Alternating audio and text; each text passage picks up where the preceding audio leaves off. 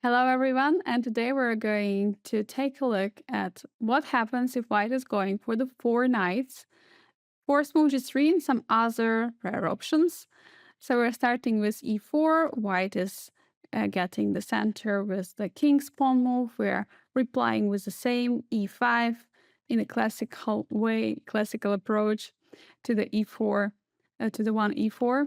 Knight s3 targeting the pawn on e5. We're playing knight c6, defending the pawn, also controlling the d4 square. And after knight c3, white is also developing the knight, defending on e4. In some lines, we're going for knight f6.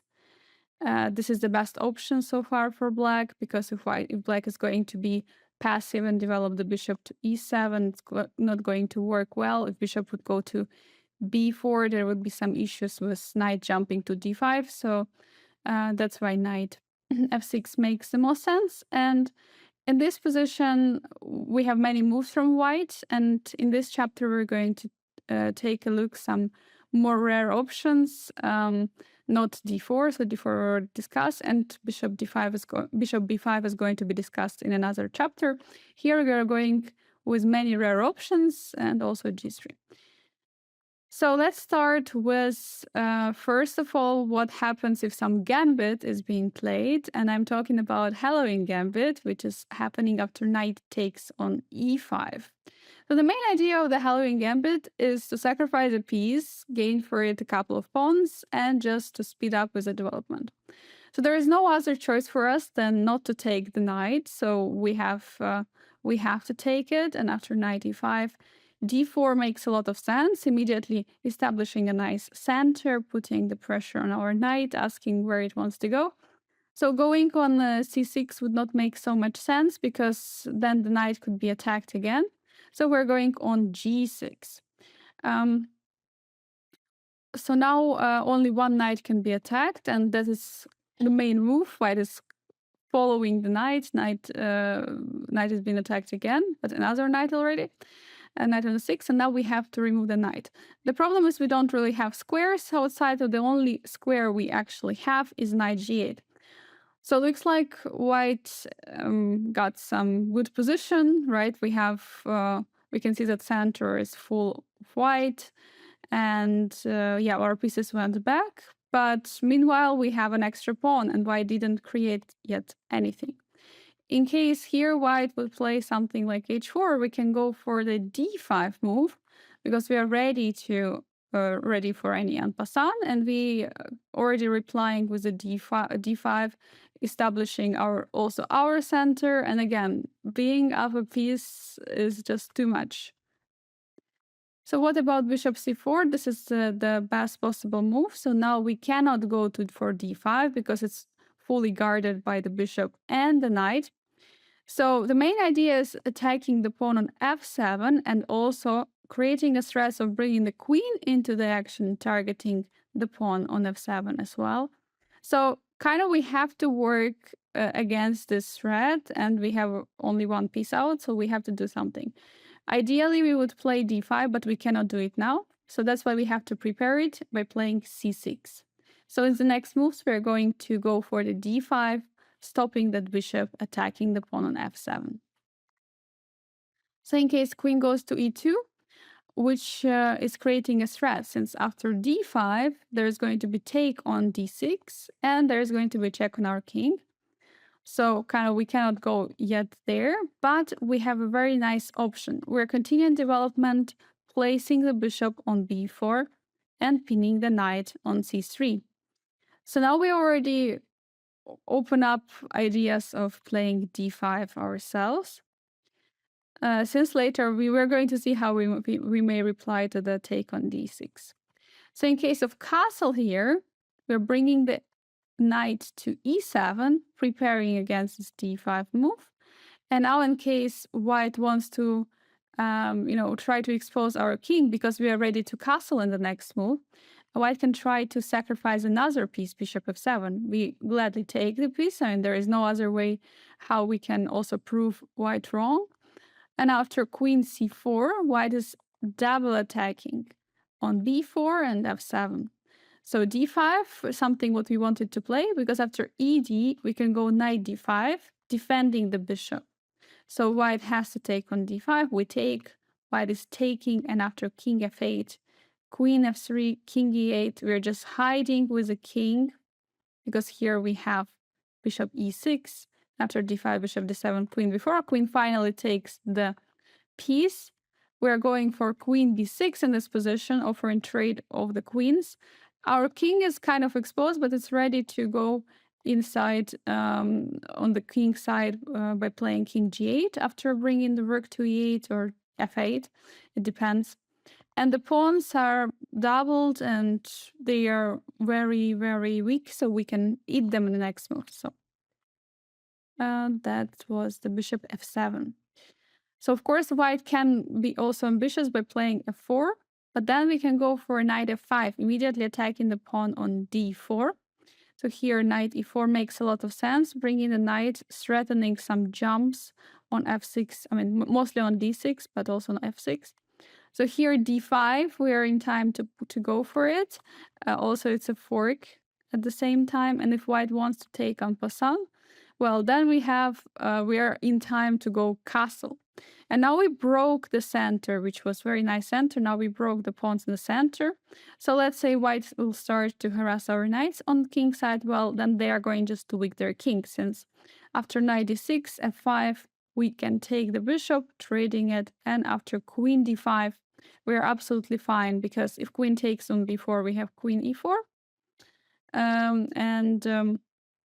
Well, other than that, if queen takes on d5, then we take with a pawn, targeting the knight on e4, and we're going to have a winning position in the endgame. So that was the castle opportunity. What happens if bishop f7 played immediately sacrificing another piece? Again, 2 pieces is too much, so we take with a king, queen c4. Again, the same idea of grabbing the bishop on b4, but now white's not castled. We go for d5, similar in the previous line. Now ed happens, bishop e6, queen takes, and we play queen b6. Similar to the other line, there are 2 pawns for a piece here, but they are very weak. So in the next moves, we can, after putting the knight out, bringing the rook to e8, hiding with the king to g8, making an artificial castle. We are ready to bring the other rook to d8 to target the pawns on the d file and just win 1 or 2. We will see. We'll see how many. That was queen e2. Now queen f3, which makes more sense. Okay, of course, queen e2 made some sense because it was extraining our king, but now queen f3 is actually a checkmate threat in the next move, and we cannot stop it by developing, let's say, knight on f6. That's why we have to react pretty dynamically and very fast. So we go for d5 as we wanted earlier. And the point is that after e takes d6, here already we can put the knight on d6, since the pawn from e5 took our pawn on which we played d5 on passant on d6. So now knight f6, stopping this idea, but d6 is weak now. So now queen e2, trying to check, and here pretty much the key move in the position, we're going for king d7. It's not really a problem for us, because in the next move we're going to take on d6, put the king on c7, and it's going to be relatively safe there. So let's say let's see how the line could continue. For example, bishop g5, we're taking on d6, and after long castle, rook e8, we're bringing the rook out, queen f3, and king f7. King is hiding on the beautiful f7 square. We have absolutely winning position. Let's not forget we're up a piece for just 1 pawn, which is not a compensation at all. So what happens if d5? Of course, white has to try to open up the position, try to open up the files against the king. So that's what white is doing, d5. We take on d6, and after dc, we take with the pawn, of course, not with the king. Bishop e3, now king c7. Again, the square on c7 for the king is kind of safe. After a long castle, white is already having some threats due to the rook pinning the bishop to the queen. And here if we play queen e7, immediately getting rid of the pin, introducing the rook d8 ideas. Our other rook can also at some moment go, currently not because the pawn is hanging on a7, but at some moment could go to b8 we're going to just continue and finish the development. We're up a piece for a pawn. There is not much compensation for white. Okay, our king is definitely slightly weaker than the king on c1, but it's not a problem because there is no attack ongoing right now. And yeah, I think we could consider hiding the king somewhere on a8 later, but for now it's good how position is, and king on c7 is safe because white will not open the c file, since then white would have to open their own king. So that was basically all about this Halloween Gambit, which is fun opening, but of course it's pretty dubious. So yeah, sacrificing a whole piece is a bit too much in the opening. Okay, we go forward with a bishop c4 move. So bishop c4 is the 4 knights Italian. So basically, the idea is just to develop like in Italian, put the bishop on c4. The only problem here is that it's not really working. This is the typical position, the typical blunder which happens very often and known by many people. So that's why it's not really happening so often anymore, but still sometimes can happen. So if you have a bishop on c4, pawn which is not defended by the pawn on d3, but by the knight, then you can immediately see this trick. You can immediately go for it. Knight takes c4. And another important point, that our bishop is not standing on c5. That's very important. So now we can take on c5. The main idea is, of course, that after knight takes e4, that the bishop is not standing there, because then our d5 would not really work out. So we grab the pawn, and now if white is taking on e4, we're going to play d5. So this is, of course, the main line. But we are going to start with something else. Let's see what happens if white is sacrificing more. If white is sacrificing a whole piece, similar to Halloween Gambit. Bishop f7, trying to expose our king, bring the king out into the position, open up everything. Knight e4, now d5. So the point of it, that white is giving up a piece back, but by opening up our king, position of the king. But now we have a very nice center, and if we manage to neutralize an attack of white, then we're completely fine. Let's say white goes for knight g3, which is not so critical. Here we go e4, knight goes back to g1, h5. Very nice idea, because now there is no queen h5 check. Let's say knight takes h5, but here we have queen h4 targeting the knight on h5. And now after knight g3, there is bishop g4. And now actually the roles turned around, since now we are attacking. So knight goes to e2 from the first rank. We're coming forward with knight d4. There is a pin. We're putting even more pressure on it. After g3 targeting our bishop, we can realize that there are actually, unfortunately for white, there are way too many pins in the position. So even take on on g4 would not be possible. So here we just bring the rook and join the position, and we're completely winning. So knight f g5 is another move, trying to be active, targeting the king, checking it, and well, trying to go forward. So now we go back with the king to e8. Now the problem is that the one knight is being targeted by the queen, the other by the pawn. So it's not so easy to defend. But of course there is one move which is kind of prolonging the suffering, which is queen f3 with a checkmate in one thread. Of course, we shouldn't forget about that, not immediately grabbing the knight on e4, but playing queen e7, defending the f7 square. At the same time, we keep an eye on the knight on g5, and also we're attacking the knight on e4, so we're going to win another, we're not winning another piece, but we are going to win a piece here. So knight e3 coming all the way back. We already were talking about similar position, but with black in the Halloween's Gambit. It's not the best position for the knight, since they can be easily, both of them can be easily attacked. We're going for e4, and yeah, now after knight g1, bishop f5, we're getting this position, but we didn't have to sacrifice any piece like it was in Halloween's Gambit. Knight comes back to e2, white wants to finish the development. And we are ready to go all the way with the d4, since we defended the pawn on e4. Now knight g3, attacking our bishop. And here we can actually go for kind of a forcing move, DC, knight f5, because here we have bishop f6. And now basically we create a double attack, double threat of taking the knight on f6 and also on grabbing the pawn on b2 with the fork. So this is completely losing. If knight e goes to g5, maybe it makes the most sense here because we moved, white moves the knight, which was under attack. So here we go with the king to g8 already. Now not to e8, but to g8. So our main idea is to kick all these knights. Also, e4 could be a very annoying threat because this knight would hang on g5. So let's say what white will start with d3, stopping the e4 idea, also defending the knight on g5. We go for h6, targeting the knight. Knight has to go back. The only square is on h3, and now bishop g4. We're developing our bishop, pinning the knight on f3. We're threatening to go with something like the rook knight d4. Our development is going to finish in just a couple of moves. If we want to bring the rook out, we can always play king h7 and bring the rook to f8 or e8 or wherever we want. So we have a great position, and again, we didn't even have to sacrifice any material. So d4 is a bit more direct.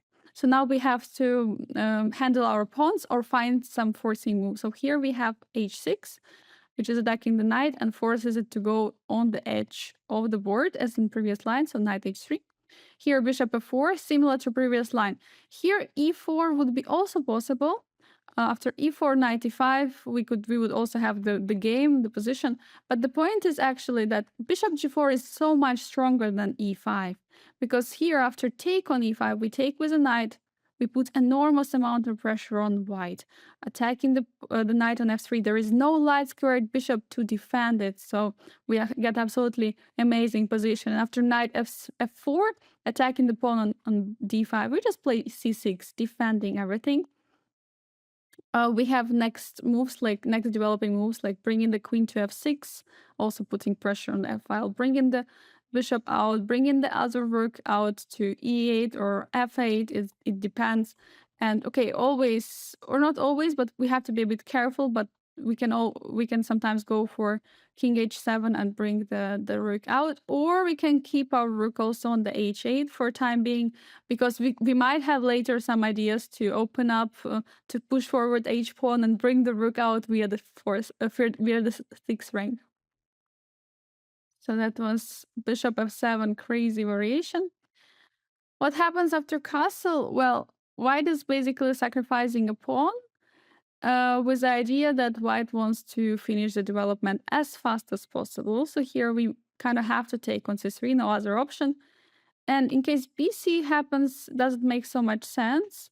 We have e4 here, and immediate after queen e2, d5, defending the pawn and grabbing the space in the center.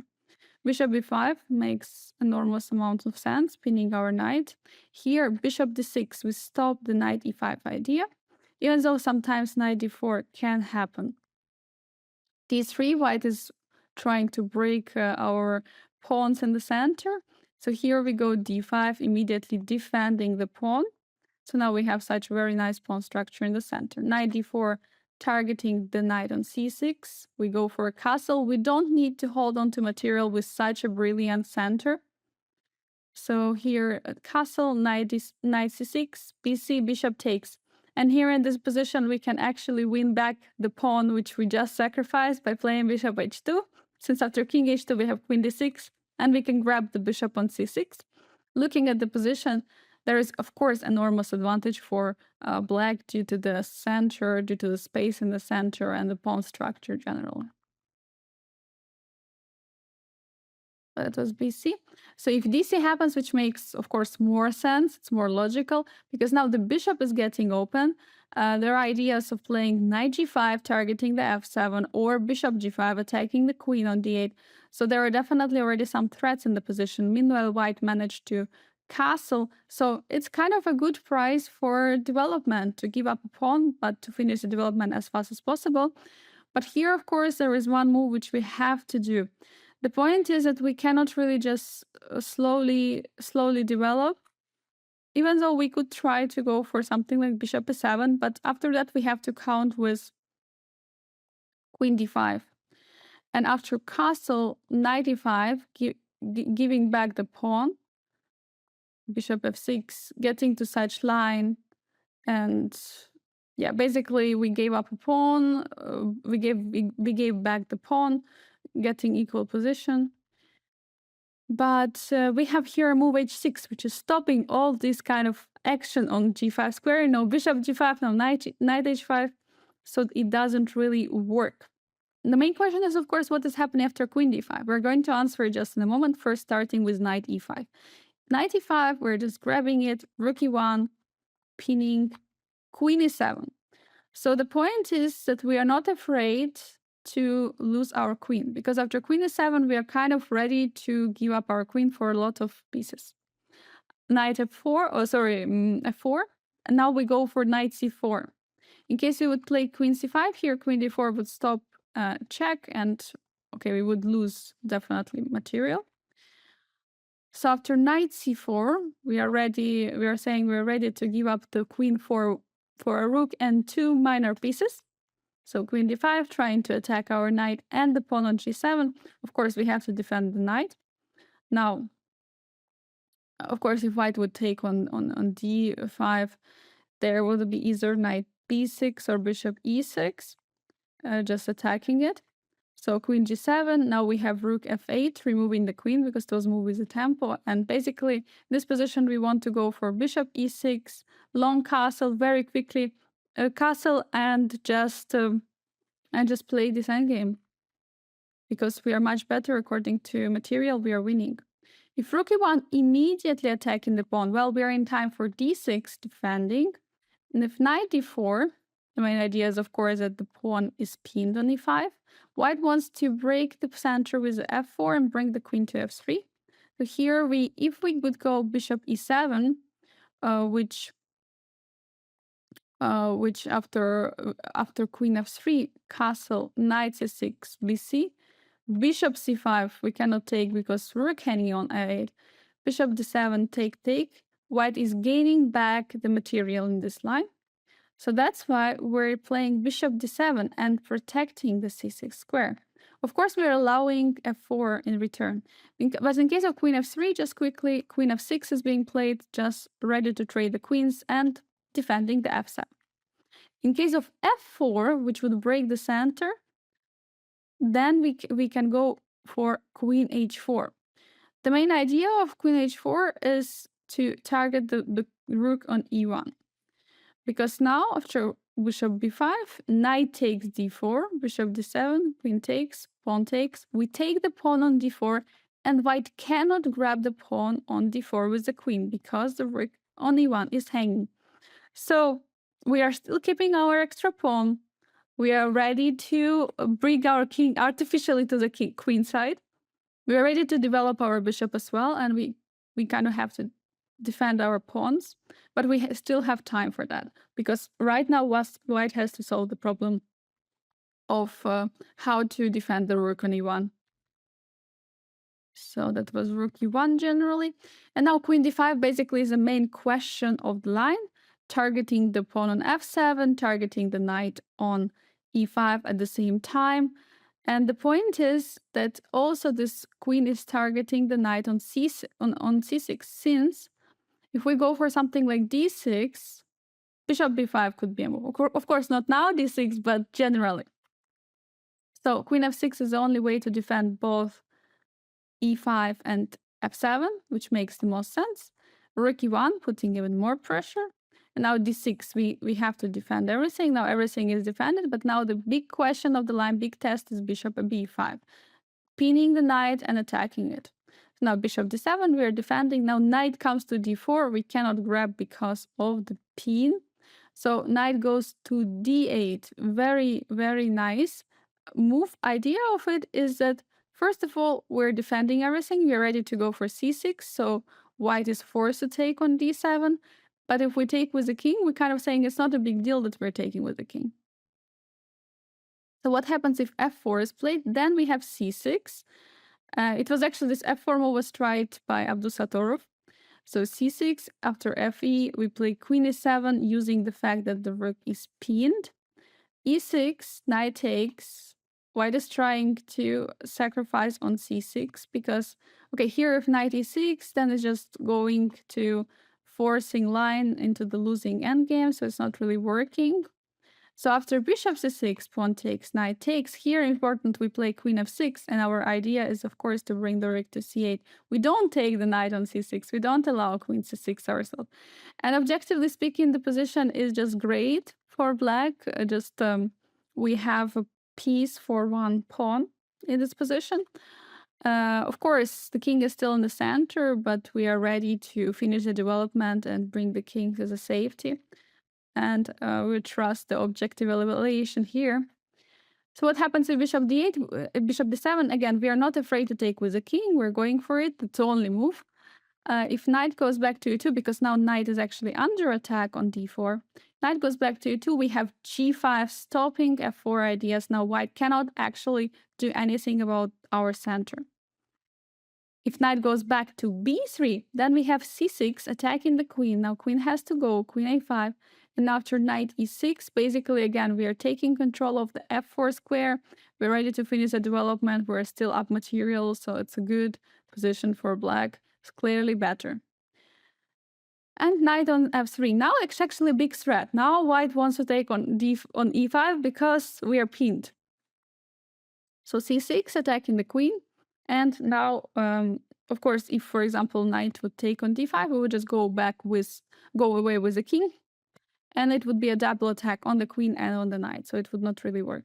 So queen b3 coming back, now king c7. In the next moves, we want to finish our development of the light pieces, and it's not so easy to find compensation for the pawn. So that was the castle. In case of knight e4, of course, it's the main line, knight e4. Then we go for d5, we go all in. We are just taking back the piece, which we just sacrificed. In case of bishop d5, which is not the best move, we're just grabbing it. Now, basically, we're having a pawn in the center. We have advantage in the center, space advantage in the center. We have a bishop pair, amazing position. If d3 is played, we just play bishop g4. h3, g4. White is trying immediately to stop the all kind of pins, queen e2, long castle. So absolutely great position. And in case of knight c3, we just bring the queen to a5. Somewhat similarly to the Scandinavian, but definitely this position is without bishop on c4. And well, we have again the advantage in the center. So after castle, we just play bishop g4. Also creating some threats later on with knight d4. Of course, we want to finish the development first, like playing something like bishop d6. Castling knight d4 is going to be the threat also all the time. f5 could be also an idea. Queen e2. So idea of queen e2 is that after we take the piece, white is going to recapture with the queen, bringing it closer and targeting, for example, e5 or some other squares. So we take the bishop on c4. Of course, it's better to take the bishop. We're also getting a bishop pair on the way. Queen takes on c4. Now bishop e7, finishing all the development because queen on c4 didn't threaten anything. And at the same time, we're stopping the knight coming to g5 ideas, which would attack the f7 square. So now castle, we go bishop e7, attacking the queen. And after queen b5, we go for a6, attacking the queen, and basically getting just great position where we have more space advantage, a bishop here, ready to finish the development with a castle in the next move. Just great position. f5 could be a move as well. So white has to fight really a lot to try to save this. So bishop b5 is another option, but it's actually not so good because here we go for d takes e4. And now after knight takes e5, we're actually going to transpose to this kind of similar kind of lines where we already discussed it in the earlier chapters in the rare moves, in case you've been there, that whenever there is such a position where there is a pin on our king on c6 and knight on e5, instead of defending the knight on c6, defending the pawn, we're going for queen g5. Very typical idea, especially when g2 is hanging. So So we're attacking both of the pieces, and we're attacking on g2. So in case of knight c6, then we take on b5, we take the bishop, knight e4, then queen g5, we're going back, again attacking the g2, and after g3, bishop g4, we're just having lead in the development and absolutely great positions and winning, huge winning chances. In case of d4, which would defend the knight on e4, then we take the pawn on g2 with the threat, of course. And after rook f1, we play bishop d6. So the point is that taking on c6 with the knight actually doesn't really work out so well, since after knight c6, there is actually a very important move now. The key intermediate move is to play a6. So we don't play bishop d7 here, but we play a6 first for bishop to go away. Bishop goes to a4, and now we go bishop d7. Now we're threatening to take the piece, and we're going to keep a material advantage. In case of bishop goes to d3, so that's kind of the main move. That's how normally people are playing bishop d3. Then we are grabbing on e4, and after bishop takes on e4, then we're having bishop d6. We're going to defend, protect the pawn. We're going for this bishop d6 move in quite some position. Sometimes we can, of course, go for bishop c5, but bishop d6 is just a very safe move, very solid, just trying to keep it cool. So in case of bishop c6, now, for example, this pawn would not be protected if there would be no bishop on d6. So bc, d3, castle on castle, and now we have bishop g4. We have a bishop pair advantage, that's the first thing. Secondly, we're ready to go for the f5 push, bring the queen to f6, probably remove the king to h8 at some moment, and we might be ready to break with e4 at some moment, we will see. The main disadvantage of white is definitely that we're having a bishop pair, and white doesn't have, white is lacking this bishop on e2, the light squared bishop, which is not there. And we're just going to put pressure and attack on f3 square and on the king side.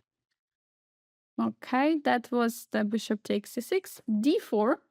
White is trying to, try to trade pieces, as many pieces as possible. And, well, of course, we can go for knight takes on d4. But we can try to go for more. So here we are taking with a pawn. So our idea is that in case of knight takes on d4, we're just going for castle. We're not even grabbing the knight on d4. The idea is, of course, the king is still in the center. So if white is trying to take on c6, let's start with bishop c6, bc, castle, queen f6. Now we're getting a bishop pair in this position, huge advantage in the development. The position, the center is open. The two bishops advantage is going to be crucial in this game. If castle happens, then we're taking on d4, and white is getting into the trick of bishop h2, checking and winning the queen at the same time. So knight takes c6, let's try this one out. Then we have queen h4, targeting the bishop on e4, at the same time targeting h2, white cannot castle. And okay, in some lines also f2, but generally this h2 and e4. So if bishop goes back to f3, then we go rook e8, check. We're not caring about that knight. We're just doing our thing. We're just attacking the white's king. If bishop goes to e3, it's going to be a blunder due to the pin on the king. So here, in case of king goes to f1, then we are going to grab the knight on c6, bishop e3, trying to finish the development as fast as possible and just hold everything together. But here, after rook b8, attacking the pawn on b2 as well, we're having a great position. Bishop a6 is also a move at some moment in this variation because it's just putting so much pressure on the king and attack. So we are having clearly better position and leading chances. With bishop h7, the main idea of bishop h7, after queen h7, knight goes back to d4, so white is kind of winning a pawn, but there is a big problem. Queen a4, queen e4 check. There is actually no good way to stop the check, so white is going for king f1. But if king f1 happens, it means that white is not castling. So we can go for b6, opening up bishop to all the way to a6, to b7, and we're going to put more and more pressure against the king. So for sure, there is not only compensation here, but also the position is amazing for black, clearly better. Queen e2. So idea is to defend the bishop and also castle as fast as possible. Here we're going for rook e8, again attacking the bishop. We're threatening to take it with the rook and win the queen. So now bishop h7 is the same trick, but now, very important, of course, we're not grabbing the bishop any longer. Even if it would grab with the queen, it would be a check. Okay, it would be not checkmate in 1, but it would be checkmate in 3. So yeah, but it would be a checkmate, so it's not really working. So king f8, we're not taking the bishop, we're defending the rook, and also we're threatening to take on h7 and c6, so kind of everything is hanging now for white. Bishop e3 is the only way to stop it, but here after bc, again, bishop is hanging on h7, so bishop has to go away, bishop goes back to d3, and now we have bishop g4. We are pinning everything on the e file, on the h4 e1 diagonal. Everything is winning and everything is pinning and winning, actually. So, of course, white cannot castle short, white should castle long, but it's very difficult now. And it's also difficult to find the square for the queen. So, of course, the white's position is collapsing move by move. In case of bishop takes c6 here with the check, so white is not taking on d4, but immediately on c6. Then we're grabbing the pawn, queen d4, and short castle. White is going for short castle. Here, of course, the queen is defended on d4, so there is no bishop h2 options. So white should be happy. But here we go for c5. Of course, looking at the position, white is definitely having a better pawn structure due to our doubled and weak pawns on the queen side, but we're having a bishop pair. So after queen c3, we go bishop b7. We have a bishop pair, we have opportunities to attack the king on the king side. So great idea, for example, queen d7, queen g4 is there in the picture, also putting the queen to h5. So on the light squares, we can try to move with the queen and going for attack against the king. Bringing the rook out, the other rook out. We will see if we need this one on d8 or b8 or wherever. But yeah, definitely a huge initiative and attack ongoing. So that was the d4 move.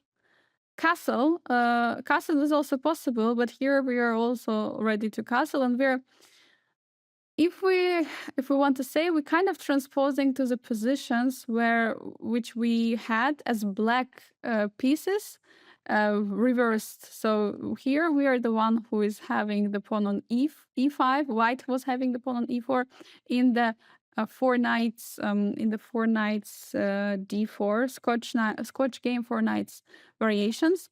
So it's kind of we're kind of getting similar setups, but we're not, of course, we're not against playing it, since there is also an advantage here in the position, and bishop is on e5. So c3, white is trying to strike with a d4, but unfortunately it doesn't work out, since we're already ready to jump with a pawn on all the way to f5, targeting the bishop. If bishop takes on c6, pawn takes, and d4, immediately challenging our pawn, then we go for e4 ourselves. 95 and queen e8. The idea is, of course, first of all, we're targeting the pawn on the knight, sorry, on e5. We're threatening to take it. We also want to maybe even not take it, but start with pushing the pawn on c5, trying to break this pin. Maybe even twice we want to play it. And of course, putting pressure on this knight in the center. And other than that, we have a very nice pawn structure. Of course, currently these double pawns are not so good, but they're going to disappear very soon. And we have a bishop pair advantage, which is also great. Bishop d5 check, intermezzo, we go to h8, and now d3, stopping the d4 idea. Now we go queen f6, we have a very nice pawns, very nice center. In case of rook e1, we go for h6, stopping all kind of ideas on g5. We're getting this very nice space advantage, and we're just ready to go, for example, with the knight all the way to the king side, and then decide what we will do there. Yeah, our pieces are definitely much more developed and better, and the pawns in the center are also very nice. Knight g5, trying to create some attack against our position. Knight is targeting the h7 and f7 at the same time, but here we go queen g6, stopping the queen h5 idea. So here in case of queen b3, which is also putting some pressure on b7 and of course making the knight f7 possible, we're going to go knight d8, defending the f7 square. Now there are no threats, and now we're ready to go in the next moves for something like c6, attacking the bishop. We also can go for the f4, but of course h6, targeting the knight on g5, and kicking it out from there is also one of the key ideas. So that was c3. In case of h3, h3 is quite common because it's stopping the idea of bishop g4. We had something similar also in reversed position, where we didn't want to allow bishop g4. But now we're going for knight b4.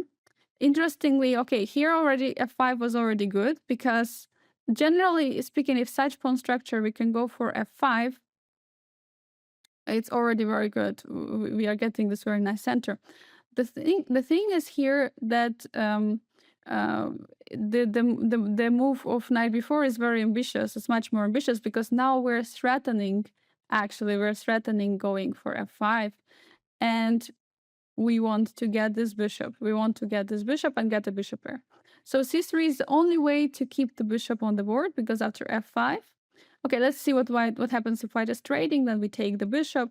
Knight goes all the way to e1. All white's pieces actually are on the back rank, so it's not so good. And after queen h4, we can, of course, see that we have enormous amount of pieces attacking white, and it's tough to defend for white, so we are completely winning. Bishop b1, the only square for the bishop where king cannot really find it, where knight cannot really take it. So knight c6, now we're going back. So that was the main idea. And after d3, king goes to h8. We are managed to get the position where the bishop, which normally is a very good piece in this pawn structure, is actually a bad piece behind the d3 pawn, because white had to stop the e4 coming, and kind of locked their bishop on b1, and our knight was stopping it, and at the same time also c3 was played, kind of also slightly weakening, we can say. We can put it like this. But yeah, definitely we have still some attacking chances on the king side. Our bishop pair is much better than white's bishop pair. The pieces are more active and huge chances, so this position is at least slightly better. d3, trying to defend everything, and well, since we see the move d3 on the board, we understand that white is most likely not going to go for the d4, because it would be lose of the tempo, and if white wants to go for d4, normally white is doing it almost immediately. So we go bishop g4, now creating again the spin, threatening to go with something like knight d4. If h3 is happening, we go with the bishop away, and again f5 is in the picture, knight d4 is also there. We're slightly better. We always have this ideas of push the pawn to f5, to e4, and so on. So we have great position. Now rook e1. So basically, in this way, white is stopping the f5 idea, because after f5, white wants to take on c6, and then e5 is going to be weak. So here we go bishop g4, pinning the knight and removing this attack on the e5 pawn. In the next move, we're again threatening and introducing the f5 move. In case of h3, we just go with the bishop back. g4, white is trying to stop the pin, which is logical, but here, after take, knight e5, the problem is, even though white took the pawn, and okay, we can say we have a worse structure here because the pawns are double, but looking at the position of the king, and all the pieces besides the knight on e5, white is actually doing pretty badly. The development is so bad, because here we can immediately go and expose the king, playing like queen h4, attacking the pawn on h3. How to defend it? And after queen f3, we go f5. We're opening up all the files against the king. Only queen is the one piece, and the knight maybe who are defending, and we have so many pieces which are attacking the king, so it's a great position for black. We can say winning. So c3, so idea is to bring the queen to b3 in case we go for f5, because after f5, queen goes to b3, and it's a double attack on the pawn on b7. So of course we have to prepare for it, since after f5, takes, queen b3, king h8, and now knight e5 is the move. So So king h8, we're removing the king from this diagonal, which makes a lot of sense. Queen b3 is not anymore a big threat, so it's absolutely fine. And now queen b3 would not really bring so much. Now we're just going for knight a5, attacking the queen. Queen has to go somewhere, and then we are ready to go with f5 already. In case of queen a4, though, this makes sense because bishop on g4 is not defended piece. So here, white is already introducing a threat of taking on c6.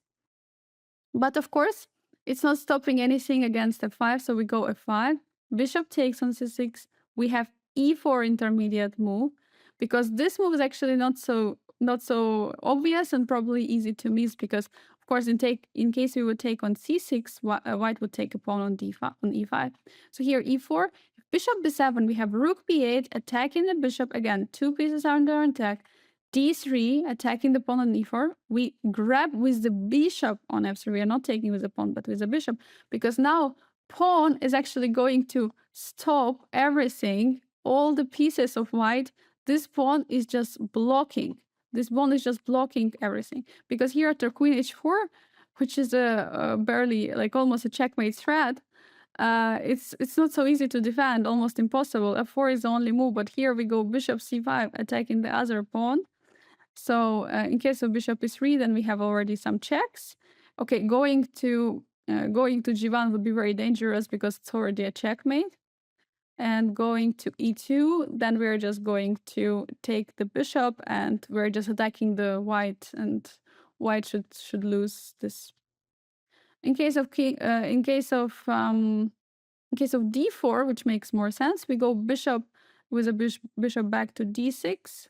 Now we're threatening to take on b7, break with the g5, opening up the attack on the king with the bishop and the queen. So basically, there is not a single piece which is defending the king, which is poor standing there. So we're going to win this one. In case of bishop e4 here, which is very interesting approach, we're taking the bishop, queen takes, and now rook f4. And now we're again having an attack, even though we're down 2 pawns here.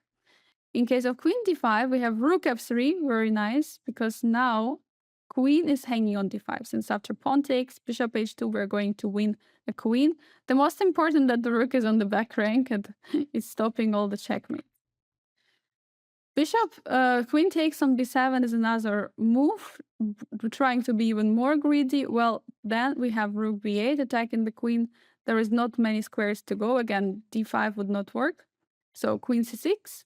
And now we take on c3, doubling the pawns and bringing the queen to g5. Now these pawns are actually so bad for white because they are blocking all defensive ideas. Case of king f1, there is this queen h5 targeting all the pawns. The pieces are doing nothing on the queen side. We are the one who is in front seat, who is attacking. And yeah, it's going to be very tough to defend for white. The computer is saying position is completely lost. h3, another option, attacking the bishop on g4, immediately trying to handle this pin is as well possible. Here we got to go to h5 to keep the pin, and now f5 is again the move. Again, if white is going to play for something like g4, then white is going to weaken a lot, and then we would have some nice ideas later of pushing and opening up the king. So that's why white is not going for it. Let's see what happens if white is removing the queen. First of all, queen c2. Well, queen c2 makes sense because it's controlling the f5 square. Now f5 is not really happening, but it is actually happening. So the point is that even though white is trying to take control over the square, it's not enough, because after bishop takes c5, we have bishop f3. And after pawn takes, queen g5, attacking the bishop, attacking the queen. Bishop g4, and there is queen h4 here. So we are having already a big position. We are creating attack. We are threatening h5. The point why we removed the queen was that the bishop was on c1, so we didn't want to help white to open up with a d5. So that's why queen h4, and the next move we are ready to go with h5 and winning some material. So bishop c6, taking on on c6 with the tempo, and we have another intermezzo e4, similar to the previous line, attacking the knight on f3. So now the point is, if knight is going away, then we take the bishop, knight e6, winning an exchange, seemingly. We play queen f6, knight f8, rook f8, but we're getting the position with a bishop pair, and with attack against the king. We have all the pieces on the king side ready to attack. So d3, now we have bishop f3, amazing move, because after, okay, let's see, if g3, of course, we have f4, we're opening up, but if g takes f3, then we have queen g6 check, king has to go to h1, we take on f3, because now, since king is on h1, white can bring the rook to defense, so rook g1. And now queen h5, attacking the pawn on h3. After rook g3, rook e8, coming from another side, threatening rook e2, rook e1. So absolutely winning position now for black, even though we sacrifice so much material, but we're winning. So bishop b7 is another way. Of course, here we could play rook b8, but it's simply enough to go for the other line. Let's see first what happens in case of e takes f3. Well, e takes f3 is going to met by queen d1, and it seems like white is holding here, even though maybe not. But after bishop f3, the problem is that what to do for white. If g takes f3, we have another queen h4, threatening queen takes on h3 and checkmate on h2 with bishop and the queen. So there is, yes, that was gf3. So what to do? Let's say d4, white is going for d4.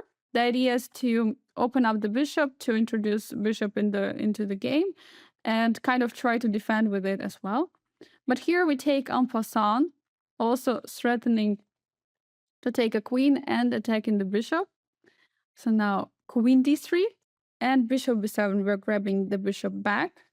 We're having, first of all, an extra piece at the end of this line because white didn't manage to grab the piece. We're having a piece for just one pawn. And, well, very strong bishops, we're winning. Queen d3, coming, just not taking, defending on b7. Well, here we go bishop e2. We're not taking the bishop on b7. We're allowing white to grab more material because bishop and the pawn were going to be very, very strong. So bishop takes a8, and now we take on a8. Again, we have a huge bishop pair, like they're monsters, and we are ready to create more attack, pushing f pawn all the way to the f3 square, creating weak squares on the king side, and just going in for an attack. There are no open files which white's rook can use, so this is not only compensation here, but black is just having real winning chances. So this was a queen c2 line. In case of queen a4, we can go for f5 again, because now there is no bishop on g2, on g4, which would be attacked by the queen on from a5. So bishop c6. Now we go again with a similar idea of e4, very similar line, because after bishop b7 we take again on f3, and after d3, rook b8, queen a7, we have rook f6, putting more and more pieces on the king side and creating an attack, while white's pieces are trying to do some party on the queen side. We are creating checkmate on the king side. Bishop c6, immediately going for the pawn or instantly. It's pretty much similar again line, because after take g4, bishop goes away, and knight e5. This would weaken the king so much, but okay. So here, if we take on e5, the point is after rook e5, f5. It's definitely possible. We are slightly better here. The only thing is we have the opposite color bishop position, and we have some weaknesses. Of course, we have a compensation, at least. I mean, we're better because of the position of the king and all the weaknesses. So. And also the development, so that's why we have slightly better position here. But we can also go for queen h4, not taking on e5. So the threat, of course, is take on h3. And after queen f3, we go f5, breaking everything, breaking the position, introducing the rook, I like this approach more. Maybe it's more ambitious, maybe it's similar. And that now we have to count with knight g6, hg, and we have now the same color bishops, so we don't have opposite color bishop. We're threatening to take on g4, and rook a8 could be also played, threatening also some checkmates on e1 later. It's very difficult to react as white because we are creating and we are just building up this very, very nice attack against the king. So that was basically it about the bishop c4 line, which was very interesting. Was fun, but it's not really enough for white for any kind of advantage or fighting for any kind of advantage. Now we're going to go for the knight d5 move. It's pretty strange to play this move. But the point is that for white, that maybe they want to trick us a little bit and transpose to some Belgrade gambit and or some other lines. So most likely it should be the main point of this move. Normally, I have never faced this move in OTB games, so I don't know what this move exactly what are the ideas, but this could make the most sense, just trying to transpose to the lines of the Belgrade which we're not playing. So here there are a few moves which we considered. We went for the knight takes on e4 because we can take on e4. We just take it easy. Why not? We shouldn't say that knight d5 is like dubious move or bad move, because it's actually not bad move. It's not so bad because yeah, it's simply I mean the lines confirm it's simply not bad. White can equalize there, but definitely we have to be slightly careful not to go into the territory of white. So in case of bishop c5, which is a good move, here after bishop c4, or for example after knight e4, c3, knight e4, and d4, we're getting into a very messy position, which we didn't want to have. But here after knight d5, also is possible because this move enough for equalizing, but after pawn gets to the d5, it feels like that we're the ones who has to equalize, and we don't want to be the one who is equalizing. So here taking on e4, because this is the main kind of drawback of the move, that the pawn is hanging on e4. So now let's see what can white do. Queen e2 looks very logical, targeting the knight on e4 and the pawn on e5. So we're going here for the knight f6. We're removing the knight back. If we would play f5, then white would go for d4 and try to spice up the position, make it more sharp in the way of the gambit. If here we take on d4, knight goes to d2, attacking our knight on d4, we gotta play d3, attacking the queen. So queen goes to f3. It's like computer says that that black is still fine, but it's very difficult to play all these moves and know that it's working. So in case of d6 in this line, then queen c4, very strong move. So now the problem for us is that bishop e6 is not there, which we want normally to play, and castling, due to this problem on the diagonal, is not really possible. So here we go, for example, bishop e7, bishop e3, bishop e6 now. But now after knight c7, queen c7, we're kind of losing back that pawn. Queen a5, c3. Then we sacrifice on c3. Bishop c4, white is not even taking our knight.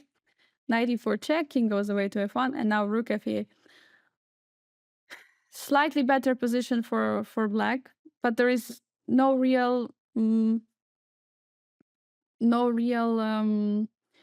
sense into going to all these messy lines.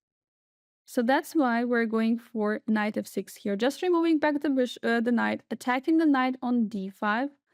And well, I mean, our pawn, okay, it's not really fully defended, but what to do?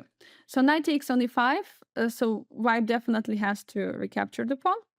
Now we go for knight d4, very important move, not taking the knight, because otherwise there will be big problems with knight c6, but knight d4 knight d4 threatening to take the queen and fork on c2. So we're actually, this is pretty forcing, because now queen c4 is the only good move, defending on d5 and defending on c2. And now we have knight e6. We go again with a knight back, defending the pawn on c7 with a knight, threatening to take on d5, play c6. We're having very safe position. Now in case of knight f6, queen f6, d4, bishop d6, we have just equal position. A bit slightly better development for black, I would say, because we are faster here. We're faster in castling and so on. Also attacking the knight on e5 here. But in case of d4, this looks like the very obvious move, immediately defending. Then there is a b5. And now the problem is that there are a lot of pieces hanging. There is no way to defend both knight and the pawn on d4 at the same time. So white has to take on b5. Pawn c6. And now after knight c6, dc, queen c6, bishop d7, knight f6, gf. Well, we're clearly better here.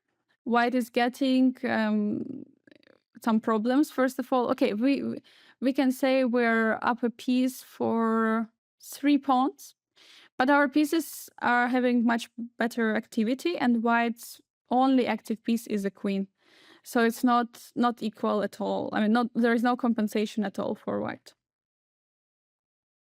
Okay. So that was a queen e2. Queen e2 is not such a good try. Good try is to play d4, immediately opening up. So the thing is here, it's very tricky moment right now, because if we take on d4, then we are going to transpose the Belgrade Gambit, but in the line which we don't know. So we can start it from the beginning. So we have e4, e5, knight f3, knight c6, knight c3, knight f6, d4 takes, knight d5, and here we play bishop e7 move. So here we don't, if you are going to learn it in Belgrade Gambit chapter, or you already learned. So we don't take on e4. We don't take on e4. We're not getting this position. So that's why going into the knight d5, knight e4, and d4, we're not taking on d4 because it doesn't make sense to transpose the line. We wanted to avoid at the first place, we wanted to avoid the line, not to get it too messy. So we have to play d6. We're defending the pawn on e5, trying to be very solid, not accepting this gambit. And basically that after d takes e5, we just take the pawn. We're just having an extra pawn, which is defended. So white cannot do anything. Knight is hanging on d5. There are no issues for black. Bishop d3 would be faced by knight f6, coming back with a knight, attacking the knight on f6, and after taking with a pawn. And now we're just having a very, very nice and solid center. We can, I mean, of course, castling short probably would be a little bit too much, but castling long is definitely an opportunity later. And again, we are up a pawn. Let's not forget about that. Bishop c4 is another move, developing, attacking on f7 at settlement and defending the knight on d5. So here we go bishop e7. Here we had this position in the game of Jordan Van Forest against Diak. It was played online on chess.com, and basically in this game, white managed to equalize later to win back the pawn. So after castle, rook e1, putting pressure on e5, knight f6, d takes. We trade on d5, makes sense. Trade on e5 and bishop f6. So we got this position. Well, it's completely fine to get equal positions. So it's not like something that, okay, we have to be very sad about. Most likely we'll play something like c6 to create a nice pawn chain on the on c6 and b7, so the bishop cannot really attack the pawns, develop the bishop, and just play this game. I mean, everyone can do a mistake also in the end game, so it's also possible to win this, but okay, of course, objectively, it's going to be a draw. So bishop b5 is another move, and this is in this whole line, basically the only move which creates some problems or asking some questions for black, being very concrete. Because now there are threats already to take on e5 due to the pin on the knight on c6, and we have to handle it. And we go for a6, very important move, key move in the position. So the point now is that taking on c6 would be preferable for white, because white would like to take and then take on e5. But the problem is that after take, the knight is going to be under attack on d5, so it's not really working. So bishop has to go back, and now we go b5. Basically, we're breaking the pin immediately, as fast as possible. Now bishop goes to b3, now bishop goes to the diagonal. Okay, we have now slightly different position to compared to bishop on c5, because of our pawns are being already so far advanced. Now we go for knight a5. The idea is, first of all, free space for the pawn, playing c6, kicking the knight out from d5, but also attacking the bishop and offering like a trade for the bishops, getting the bishop pair. In case of the castle, we go c6, knight goes back, bishop e7 takes on e5, and after castle, we're just going to take the bishop on b3. We're going to have a bishop pair. Of course, we give back the pawn, but everything else is just fine for black. Sorry. Queen e2, another variation or another move order where queen e2 can be played. So now white is continuously attacking our knight, attacking on our pawn on e5. So we have to do something and we have to defend. So we play f5, immediately defending the knight on e4. In case of d takes e4, we grab the bishop first, trade it, and after d takes e5, knight c3, then we have bishop b7 defending the pawn on e4. So white takes, white wants to double the pawns here and win the pawn back on e5. So that's why taking on e4 with the bishop wouldn't really make much sense, because now we have kind of a stronger pawn on e5. And now we play queen f6, attacking the knight on e5. Basically, we're having a bishop pair. We are having a very good position. The bishops are going to be very active, but position is quite open. I would not say it's like 100% open due to the pawn on e5, but it's fine. But it's very open, and well, we're definitely having an advantage here, at least slightly. Castle happens. White is not taking on e5. So here we're going for c6, kicking out this knight from d5. Knight has to go somewhere, right? If knight goes back to c3, we are grabbing it, taking and playing e5 with a tempo, attacking the knight, even though now king is pinned, but we're ready to play like bishop e7 or put some piece on the e file and just attack it. If knight goes to e3, it wouldn't allow this trade. Queen f6, so it's a move, defending the pawn on e5. We're ready to play bishop e7 or bishop e6 possible. But okay, first of all, we have to trade the knight. We have to trade the bishop on b3. We're first of all not allowing this bishop trade. We're going to have a bishop pair and we're keeping the pawn. Knight b4 makes the most sense because knight is hitting the pawn on c6, which would be taken with a tempo, at the same time threatening to go to the d3 square, from which white would attack the pawn on e5. So here we have to be very precise and we go bishop b7. Now the idea is that we're covering the pawn on c6. There is no knight c6 jump any longer, and also c5 is the threat, since after c5, c4 would be a threat. Let's say white is taking on e5, then we have just c5, and after in the next move we're ready to go even already c4, and the bishop is trapped. In case of knight e3, then we take the bishop, pawn takes, and we play bishop e7, putting the bishop on this file so that there are no real issues.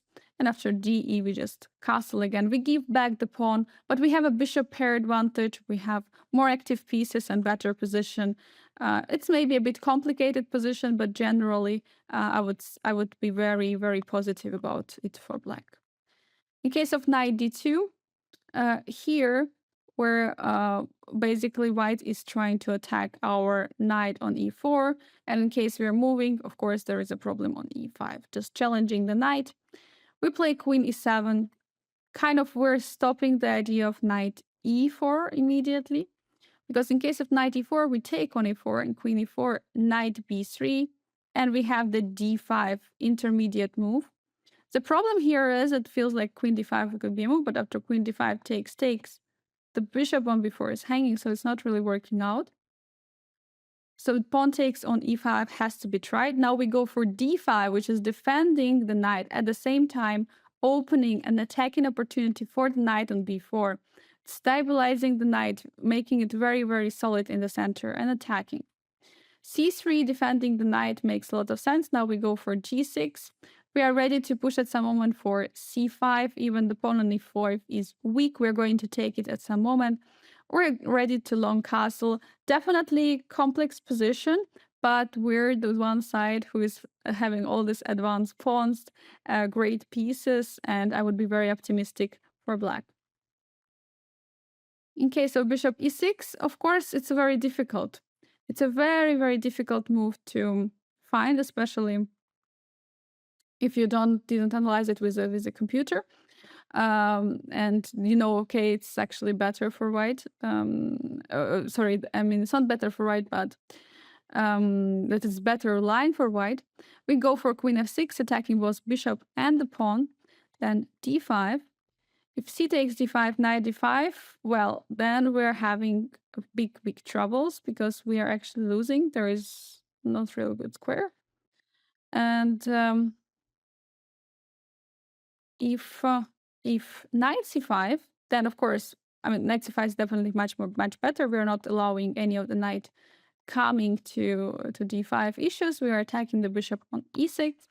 In case of bishop g5, as just targeting our queen, we'll just go with queen g6 and threaten knight e6 again. And the point is that after this d5 happened, the pressure on the e5 pawn is gone, and that's kind of the biggest advantage which we have. So in case of knight g5, not bishop, but knight g5, we're going for f4.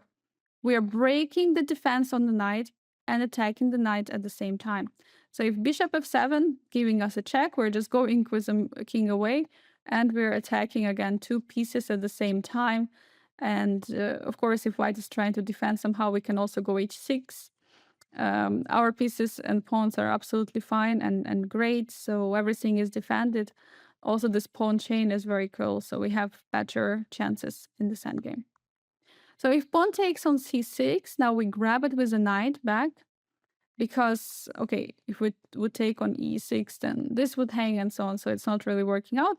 So we have to take on c6. Knight d5 is happening. Now it's similar position to the line we were discussing where we took, but now knight is on c6. That's why it's big difference.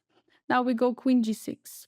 We're allowing knight c7 fork, because after king d8, knight takes a8, knight d4 is an amazing resource, because white cannot capture the knight. There is a problem, big checkmatey problem on g2, and we're going to win actually the knight on f3 in the next move because it's all pinned. So amazing position. Knight f4, jumping all the way back, but now we're going to f6, and we kind of having a repetition here. Pretty weird, but it can happen. Okay, sometimes when we have a repetition, we have a draw, all right. I mean, we can take it. We don't always have to... I mean, we have to try always to play for a win. That's what we're trying always in this repertoire, but sometimes it's just not really working out. But it's okay. It's okay. Also, white has to play precise in that line. Let's now go and jump into the d3 line, which is something which normally is not being played, not really logical, because, okay, first of all, it's not ambitious. White is normally not playing like this. White is not fighting for advantage. There are many like wrong things about it. So it's not in the style of white's play or how white's supposed to play. But it's possible, yeah, and it's not bad move, right? It's like it's a solid move. It's a normal move. So let's look maybe slightly what we play here and recommend. So here we go immediately for the d5, trying to get this kind of Scotch 4 knights positions reversed. So here, bishop, in case of bishop g5, we have a very nice move, bishop b4, putting a pressure on this pin. So white is pinning here, attacking on d5, we're pinning there. Knight e2, trying to break the pin immediately. We're grabbing the pawn on e4, pawn takes, and now bishop e6. We're having slightly better position due to our more active pieces. In case of pawn takes on e5, well, then we grab it with the queen. In case of bishop f6, we grab the pawn. We grab the bishop, sorry. We have the double pawns, but generally later we are also ready to play something like f5. It's actually going even to help us. Maybe sometimes the open g file is going to create some problems for white because we might attack the king if it's on the king side. So definitely it's a big improvement for black, sorry. If bishop goes to d2, now this is a strat. We have to do something, and we just move the queen back to d6. Perfect square. Bishop is already out. We are not blocking any piece from fate. Perfect square. And well, in case of bishop e2, then we're just playing bishop f5. We're fully developed. We have great position. And due to the pawn on e5, we will always have some slight edge because of the space advantage in the center. So what happens if e takes d5 immediately? Then we take on d5 with the knight. Knight d4, bishop d4, b2, d2, not allowing any of the, not allowing any bishop b4. And after f6, we're very, very solid. We're ready to finish the development by castling long, developing to bishop to e6, queen to d7, and so on.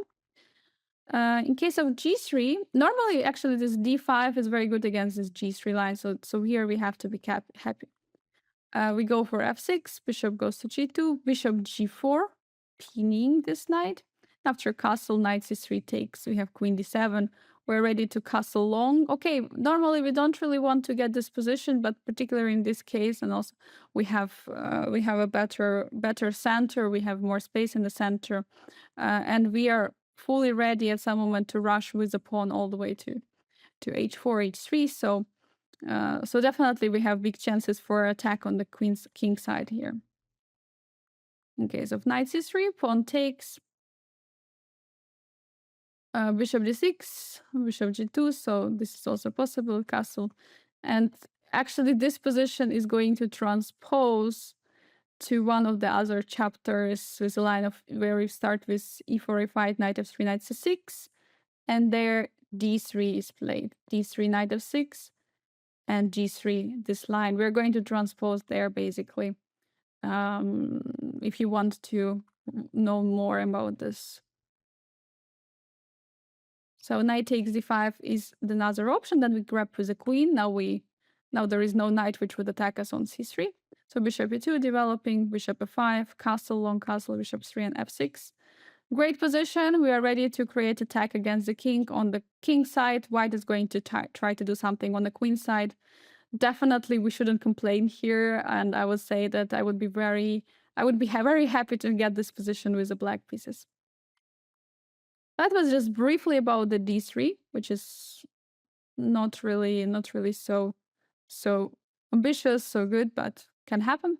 Now we're going to go also via some other a bit more weird moves, starting with h3. So basically, h3 is an interesting move, since white is saying I want to play with the black pieces. But the point is here that we shouldn't be tricked into it, since we can go now and transpose into the Scotch 4 knights. But if we're doing it, h3 move could be actually useful in some of the lines. For example, let's look first. d5, takes, bishop b5, knight c3, pawn takes, and bishop e6. And after castle. Finally, we cannot go bishop g4, which we normally want to do, like if we would play as white, this position. So, for example, rook e1 can be played queen f6, d4, ed, getting this position. Okay, this position is around equal. Black is equalizing here according to computer, but why to get to such lines to try to equalize? So there is no reason to go for and rush with a d5 here.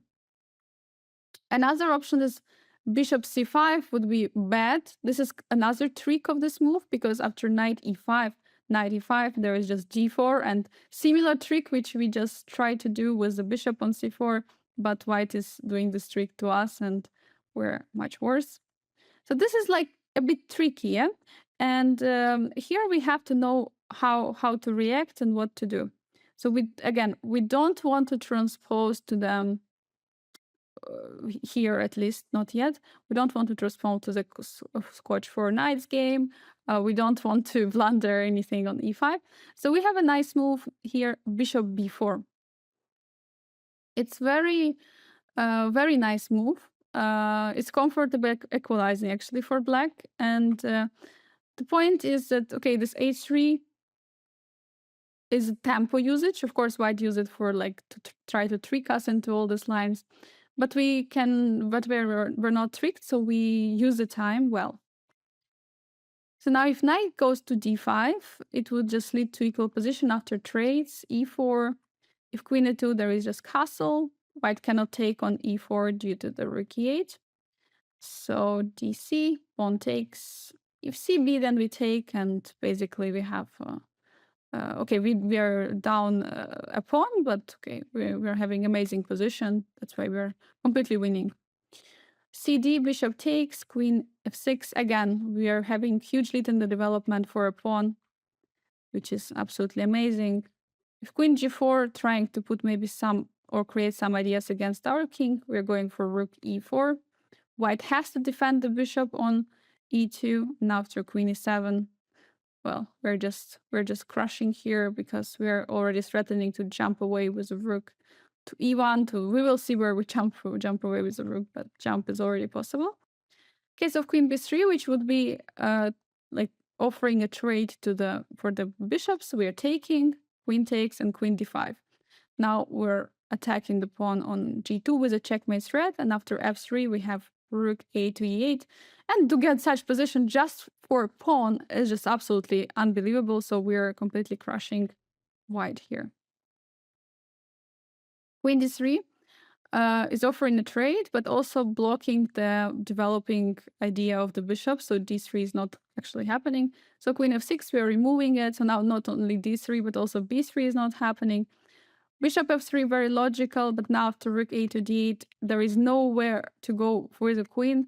So the only square is on b3, and now after bishop takes, queen takes, we are trading, taking back the pawn, by the way, and getting into endgame where black is having such a good pawn structure compared to white and has enormous winning chances because of the piece activity. So great endgame to play. In case queen takes on f3 immediately, then we grab on the c6 with a d pawn, opening up our bishop. Bishop c4, short castle, defending on f7, short castle, and queen g5, getting around equal position. Pretty normal game. So this is this knight d5 move. It's not really challenging. a3 is, yeah, first of all, many times in these lines, we actually want to take the knight on c3. So sometimes it can even be helpful for us. So kind of a3, just asking us to trade, and okay, we are trading. Because many times coming with a bishop to b4, it means we will take. So bishop c3 takes knight d4. If d6 here, then it would be a bit more complex. So we are trading pieces, we're equalizing a bit. So if you want to play position more complex and, you know, try to have more winning chances, so then d6 is more recommended, because then you're going to have more complicated game, and yeah, you can go for this move. But other than that, you can go for e4, take on e4, knight e5, queen e7. Normally, game was continued by knight e5 and queen d5. But okay, why to be so obvious? Let's be a little bit tricky with the queen e7. Because now after knight c6, we're taking, threatening some knight jumps, yeah, if white is not careful, of course. So here if bishop e3, then there is knight g3, very nice move, attacking the rook, and if pawn takes, then we take on e3, which is, of course, the best way for white. And after trade a few pieces, bishop b6, we're getting into the endgame. We can say that since we have less amount of the double pawns, we're having slightly better position, since we have here 3 against 3 like this.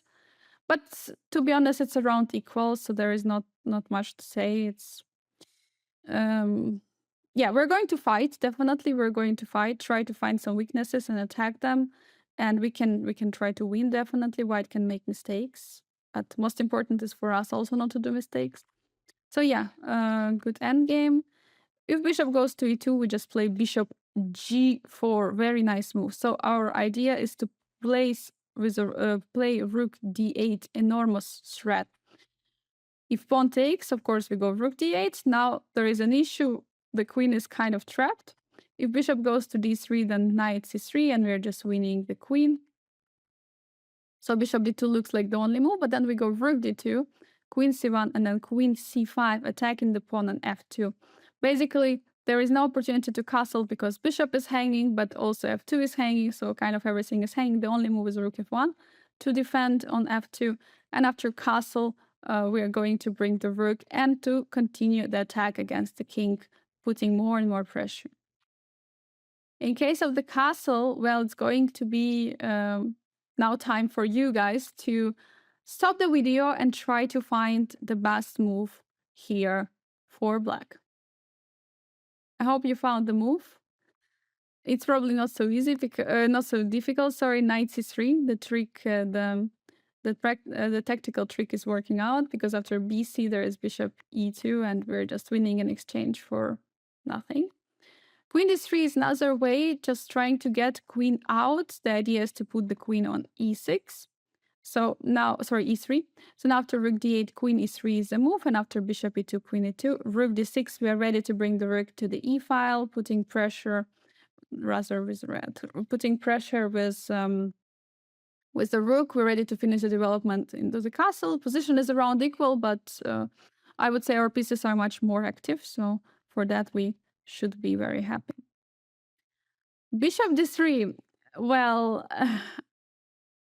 I don't know if you already started this chapter or not, but for those of you who studied, will realize something familiar, since white is going into the way how we react. So basically, if we would have the pawn on h2 and switch the color, then we would have exactly the position from the course.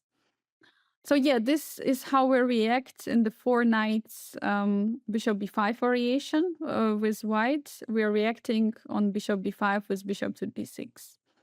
So that's kind of the best approach, the best move. We go for castle here. Castle, so we're kind of playing against ourselves. Bishop c3, we're taking. So it's, of course, we don't have to take, but this position is happening many times, so it's also making sense to find an easy way to play. So if bc happens, we go for d5, ed, queen d5, c4, targeting our queen. Queen goes back to d6, very good square, rook e8, and after rook e1 and rook e8, and yeah, basically we just have some threats. We have some better pawn structure. The bishop is not ideal on d3, so definitely we have some threats in the position. Position is around equal, but we definitely have a better side of the draw here, of the equality, not the draw. If d pawn takes on c3, it makes more sense, opening up the bishop. So here after d6, case of a4, we play a5, stopping, not allowing white to expand on the queen side. b3, and now knight d7. We're ready to go for the knight c6, knight c5. Sorry, playing something like b6 in the position, and we don't really have any issues. Position is around equal. Of course, it's not easy. It's complex position, but it's a good one. White is having bishop pair, but the position is relatively close, so there is not much white can do with those bishops. Bishop g5 makes sense. So this is so we could have played the move earlier, h6, but it's fine in this particular case to allow bishop g5, because here after h6, bishop h4, we can play king g8. The main idea of it is that if we would play a g5, the problem is that after take, queen f3, and we would have big problems on f6 since we don't have the dark squared bishop which is defending it. So that's why we play king h8 with the idea of rook g8 and pushing for g5, trying to break the pin after queen d2, rook g8. We would play g4, g5 in the next move, and then maybe knight h5 could go and maybe target the f4 square, queen f6, and so on and so on. So good position for black, definitely. So this was h3 move. Now we go into the bishop e2 move, which is pretty passive here. And it's reminding also this h3 move. So White's bishop is not always should stay on e2, so it can always go out to c5 or b4. So here, since we can go for this again, for this four knights Scotch game again, reversed, we can do it because in this particular case there is nothing wrong with that. So if bishop goes to b5, then we are getting into the position of the Scotch. It's pretty funny actually, but yeah, we're getting into the Scotch game, four knights, bishop b4 line, which is not what we are playing, but yeah, something what is fun here, that we kind of reversed the colors and now we're playing white. So knight takes on e4. Now if castle happens and we're going for queen d6, we're defending everything on e5, on c6. So now rook e1, bishop d7, also trying to defend everything, and we are ready already for the long castle. In case of d4 here, trying to open up everything, then we go for knight c3 and e4. It's very useful many times to have this knight c3 option and e4. Now c4, white is trying to open up everything, of course, because this is not a threat. But after castle, this threat is actually there.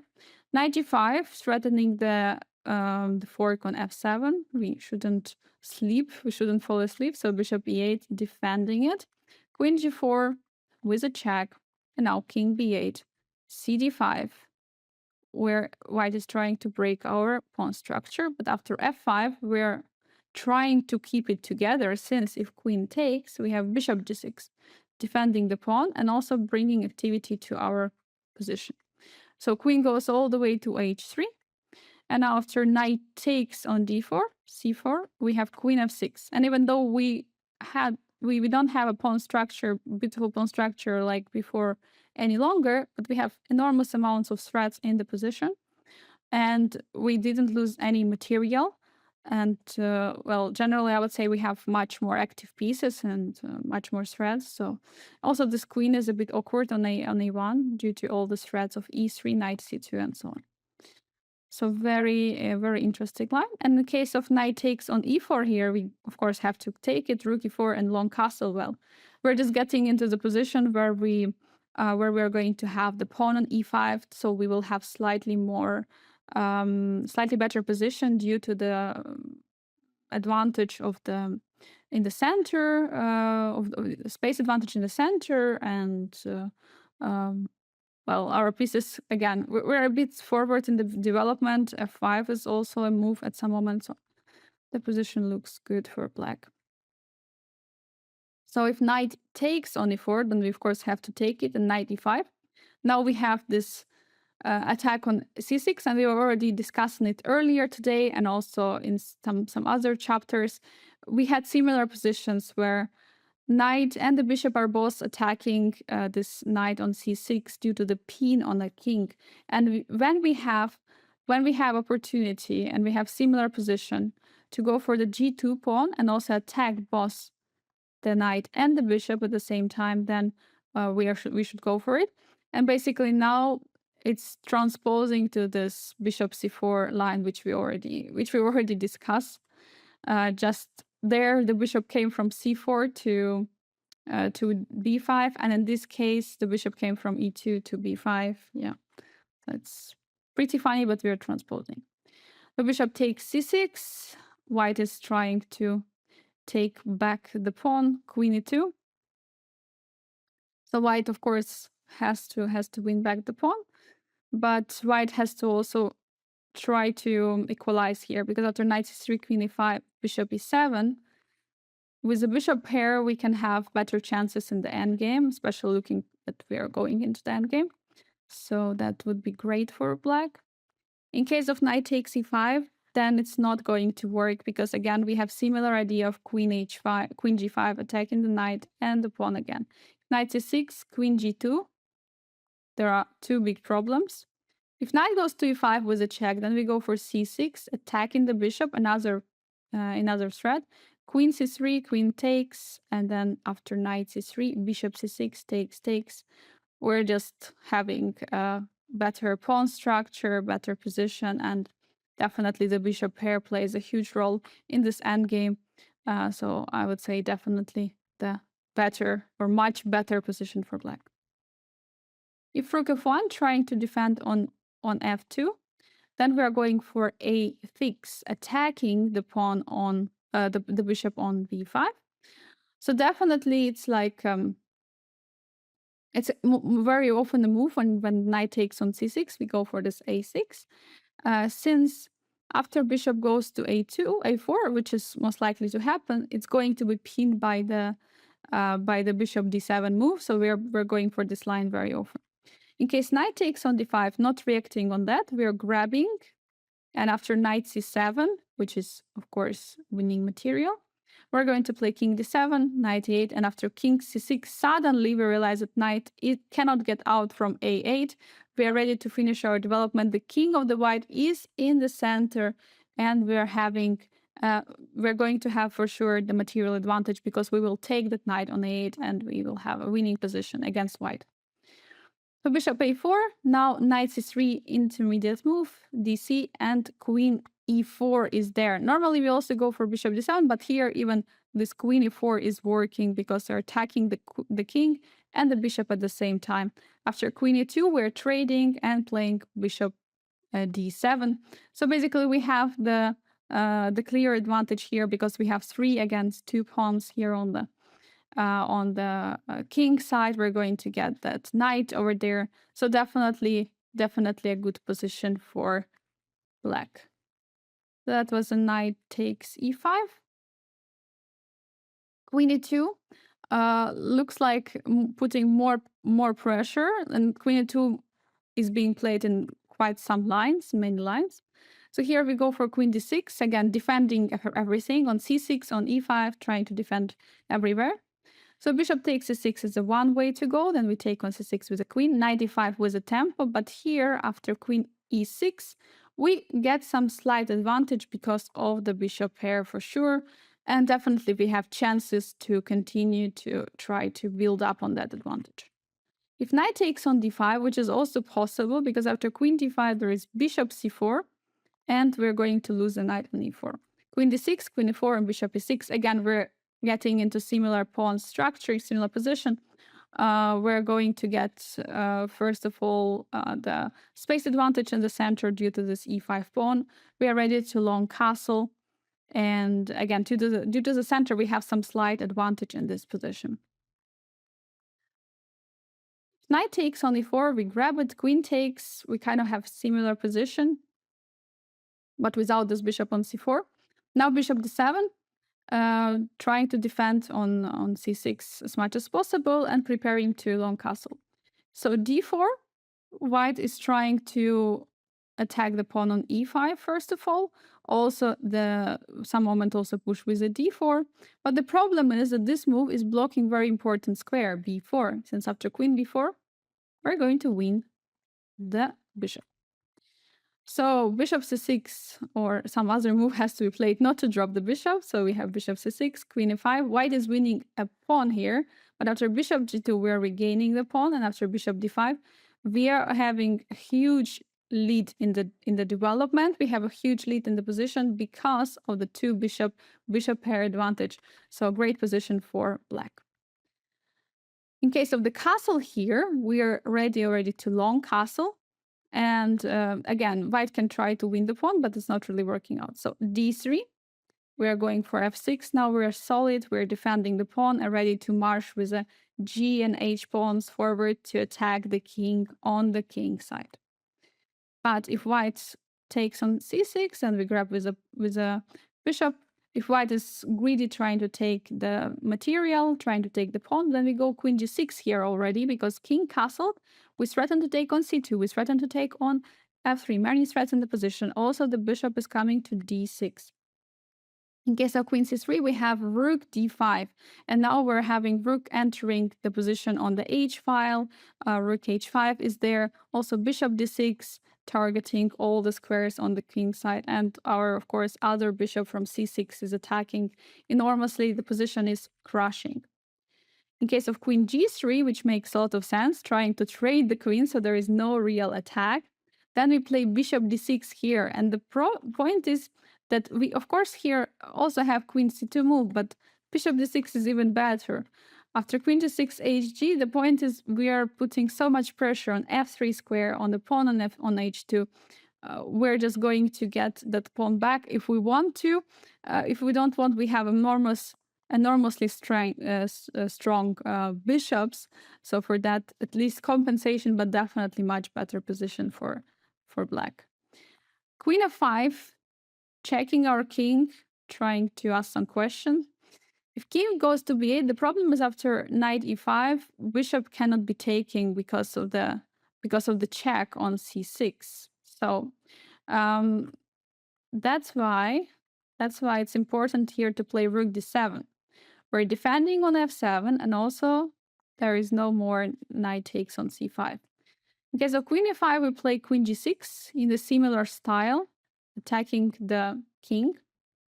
If d4 is played, we grab it. If rook d1, we take the knight, and queen d5, we're just having an extra pawn.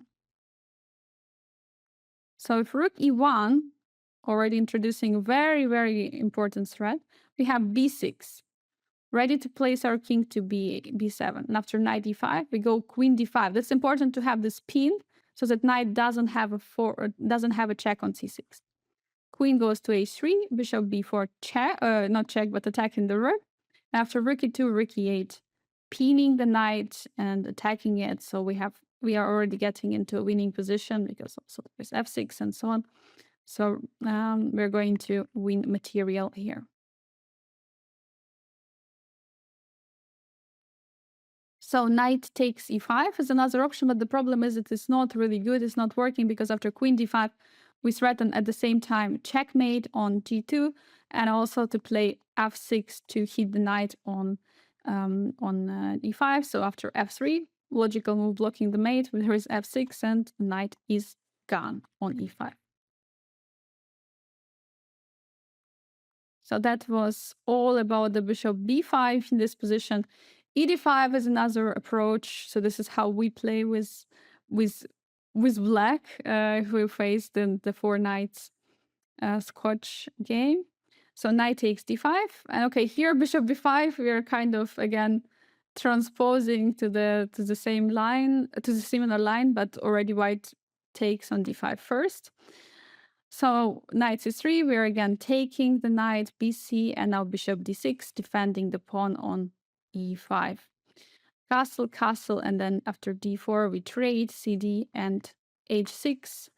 We're stopping all the ideas on the g5. We are going to continue with developing our pieces like queen to f6 and bishop to f5 or g4. We're going to see definitely in this position we have a better pawn structure, and in case white would decide to take on c6, we will have a bishop pair. So yeah, slightly better position, probably, I mean, around equal, but I would say that still, due to this pawn structure, maybe slightly better for black. So castle, in case of castle, we take on c3 and dc. It would give some better structure for us because of the double pawns, and we are going to have this extra, or like not extra, but the passer later in the endgame. So after queen d1, rook d1, f6, we're getting into slightly better endgame as black. B takes c3, also possible, not allowing to trade, but here we go with e4 immediately, and also it stops white to play this d4 move. So now knight has to go somewhere. If knight goes to d4, we're just taking it, grabbing a pawn. Rook b1, first of all, removing the rook and also putting pressure on the b7 square. Bishop d6, we're just continuing our development. Bishop b2, queen d5, just going with the queen back. And the problem here is we shouldn't worry about the pawn on g7, since after bishop g7, rook g8, bishop c3, here rook g2 is working incredibly well, because after king takes, queen g5, king h1, and queen f4, the checkmate is unstoppable. So this is what can happen if white is just trying to be materialistic and win back the pawn. In case of c3, we go to d5, also defending the pawn. In the center, there is no knight c3. Without no knights, there is no way to kick the queen. So d3, white is trying to open up the position since our king is in the center and also queen is on d5. So here we play ed and rook e1. Very nice move from white, trying to create an attack. So here we go bishop e7, trying to block any kind of unnecessary checks. And after bishop d3, we have bishop e6. Everything is defended and we are free to castle any side we want. The most important that bishop b5 or any other, topical ideas are not really working, because also our queen is defended on d5. So we have at least slightly better position here.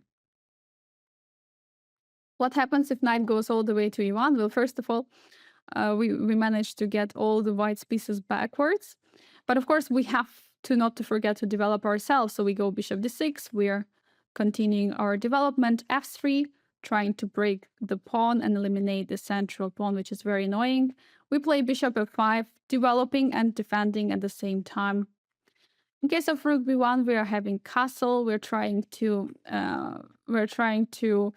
tempt white to go for the to take on b7, because if rook takes, we have bishop c5 check intermezzo, king goes away, and bishop b3. The rook is going to be trapped on b7. So if f pawn takes on e4, then we take with the bishop. Bishop f3, we are ready to trade and castle, d4 and queen d7. I mean, basically, we're just getting similar position to the main line.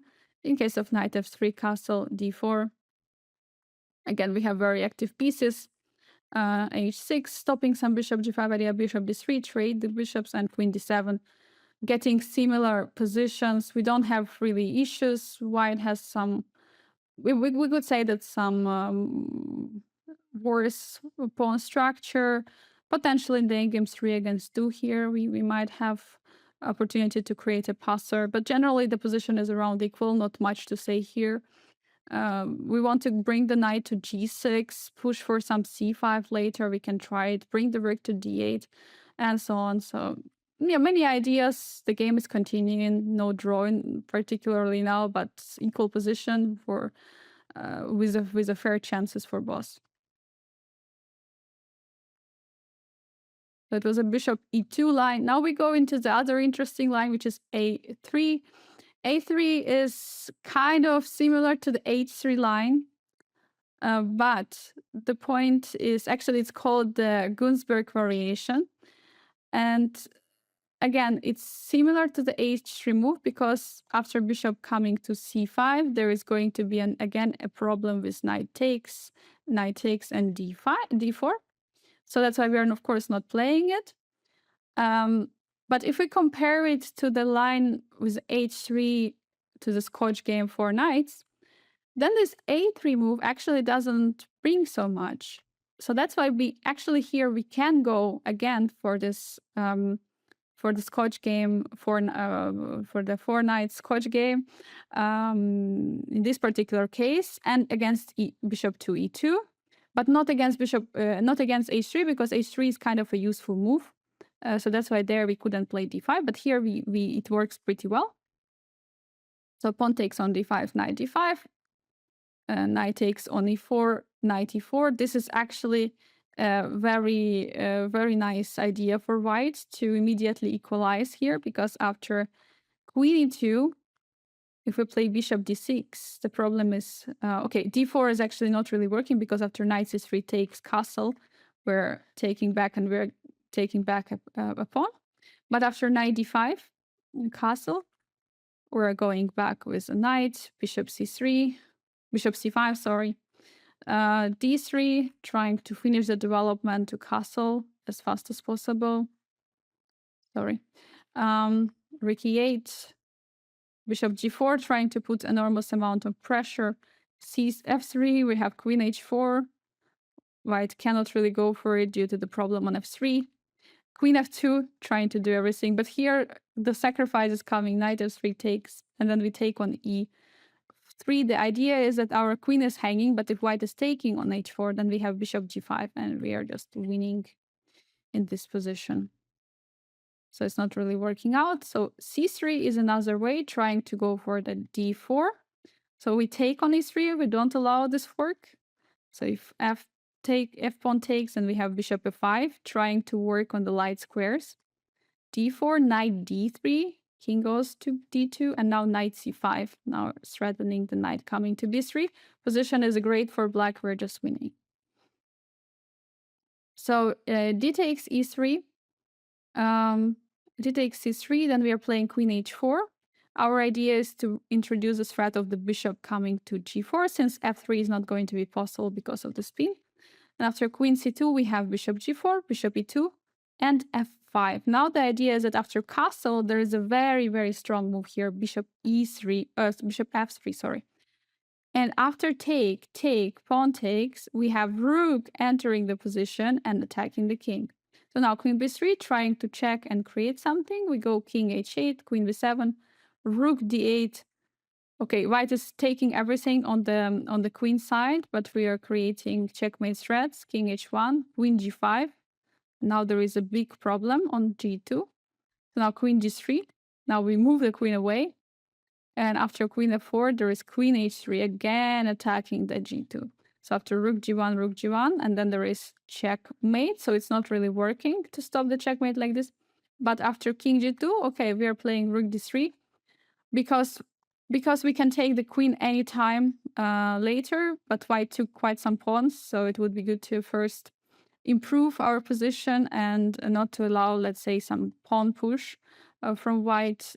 And, well, the position is better for black, but still some conversion is needed here. So that was a knight e3 move. So, of course, d4 is much easier. Then we would play bishop c5, knight e7. It's bishop e7, de, queen d5, queen coming to d5, bishop d2, bishop f5, bishop c3, defending everything, and also defending on c2 and defending on e5. And here we have rook a d8. We're not allowing the castle, which can happen, but the position is definitely we have a compensation for the pawn because of the location of the king and our more active pieces. But yeah, the position is around equal for sure. So that is like bishop d6, but we can go for f6. We can go for f6 here. So bishop d6 may be a bit more messy. And after d4, knight c3, bc, queen d5. So we're just defending on e5. Other moves would be also fine, but we're just defending. If bishop b2, we just play bishop d6 here. And in case of d takes on e4, e5, we have queen e5.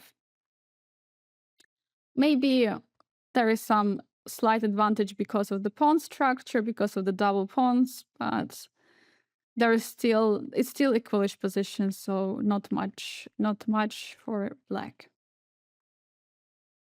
So now bishop b5. If white goes for this line again, we get again similar position, which we just discussed a few moves before. So we go, let's say, for knight c3, pawn takes, and bishop d6. If d4 is played, we take on d4. So basically, many lines are very similar. C takes d4, castle, and bishop g4. It's going to transpose the castle, so there is nothing new here.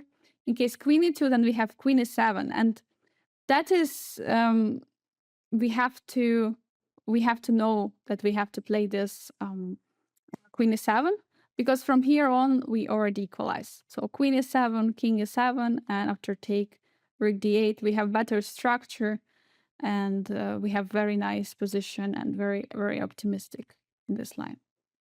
So here after castle, we have castle. If rook e1, then there is queen f6. So idea is the bishop g4, and then we're going to put pressure on the knight on f3. In case of d4, immediately breaking our pawn in the center, we are taking cd, and now bishop g4 again, putting the pressure, pinning the knight on f3. If c3 is played, which looks logical, try to build the pawn structure, not to allow any takes on f3 and winning the pawn.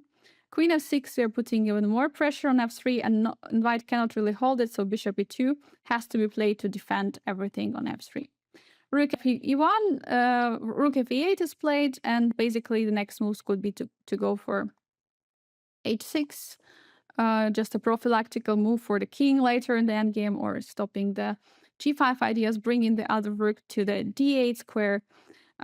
Yes, having a round equal position. Again, due to the pawn structure, we can say that maybe since there are more pawn islands, we can have slight better position. But again, it's around equal. So there is still a lot of play to show for both sides. In case of bishop coming to e3, we're going for queen f6, the same idea, also putting pressure on d4 and c3. Now h3, bishop takes, queen takes. We managed to make the pawn structure worse for white, but at the time we also gave the bishop pair advantage. So now we go with the knight to e7, not allowing any take on c6. And while there are more weaknesses for white, definitely in the position, and this, of course, there is a compensation for white due to the weaknesses with a bishop pair. Position is imbalanced. Again, a lot of play to, a lot of fighting is to be seen in this position. So that was the e5.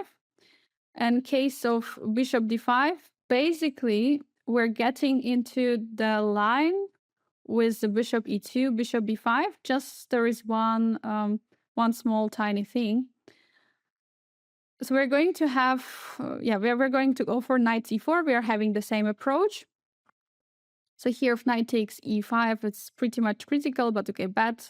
We have this position, but with a pawn on a3 from bishop e2 line, so it's kind of all the same. Knight c6, queen b2, queen g2. a6 idea, of course, is always attacking the bishop. If bishop goes to a4, knight c3, pawn takes, queen e4. We had this already. Basically, everything is the same, just the pawn was on a2, so it doesn't change much. Bishop takes, knight takes on d5. White could be like actually under attack here, because after take, again, similar position what we had. The knight is problem on e8, and we are ready to develop our pieces, so we can see how the line could go. Now, for example, in case of d3, targeting our knight, we can play bishop g4, attacking the queen. f3, trying to stop it, but then there is a knight g3, very nice move. So since after knight g3 there is bishop b4, check the checks the threat, and also the threat, of course, is the rook e8, which is incoming, and it's unstoppable to not to be checkmated. In case of d4, then we're having bishop e6 just developing. We want to create threats from coming via the c4 square. Okay, something like bishop h3 would also be possible, but yeah, bishop c4 is another option. So b3 trying to stop this idea, but then bishop e7, we're bringing the bishop on the h4. And well, the problem is that the king is in big trouble. We also are going to win material after grabbing the knight, so position is good in all aspects of chess. a4, trying to break here. The threat is to take on b5 and get with the knight out. Then we go with the bishop to c5, creating threats on f2. ab, king goes to d7. We don't take the pawn. We don't allow any other pawn pushes, because if we would take on b5, there would be also a c4, c5, c4, or queen e2, and so on. So d4, white is trying to finish the development, enter the pieces, and also block the attack on the f2 square. We're going for bishop b4 check. King e2 is the only way, because if c3 is played, we can grab it. And now basically king d8, where we are letting the bishop come from the c8 square all the way to g4. It's already a huge threat to win queen. Queen e2 is another way. White is trying to defend everything, and okay, white wants, of course, to develop as fast as possible. So here, bishop h3 would be possible, but white would be completely fine, because after a4, we trade and we win back the material. After b4, we want to try to trap the knight, but of course there is the idea of the a5 to get the knight out, and we would have some very, very strange position, strange endgame, messy endgame, which we don't want. So bishop c5 is definitely stronger. The idea is to put more pressure on the f2 pawn. We are threatening to bring the rook to e8 because we want to win by attacking the king. d4, d4 attacking the bishop. What else to do? So here, if we take on d4, which feels like we can do, after a4 we're going to have big problems, because after pawn takes a4, we have rook a4, white has rook a4, and we are in the big trouble, and actually we're the one who decides who is losing. That's why we have to remember here to go for bishop e6, because it's the only good move. We're threatening to go with the bishop to c4, and we are threatening to win, basically. So in case, let's say, f3 is played, then we trade the queens, and after bishop c4, we're taking on d4. Now we are ready to to grab on f1. We're ready to grab the knight, and after fe, bishop f1, we're taking. And basically, we have the endgame with the better pawns, with the more active pieces. I mean, clearly better endgame, so we have big winning chances. So in case d takes c5, so taking our bishop, then we play bishop c5 and kind of winning, because there is no way for queen to go, because the rook is going to be hanging on f1. In case of a4, which is like the only way for white to counterattack on b5, in case we play bishop c4 here, then we're going to lose, since after taking on b5, bishop takes, there is a check on d5, and we cannot really go anywhere with the king, so we're just losing a piece. And so that's why we have to go for bishop d4 here, bishop b4, sorry, to give a check. And after c3, go knight c3. Now we're defending on b5 meanwhile. bc, bishop takes, and now bishop d2. And now we're playing bishop c4. This is the only move how we can win, because after a takes b, bishop takes, and here if d5, then here we can already take with the queen. Now there is no knight on e4 any longer, how it was in previous line.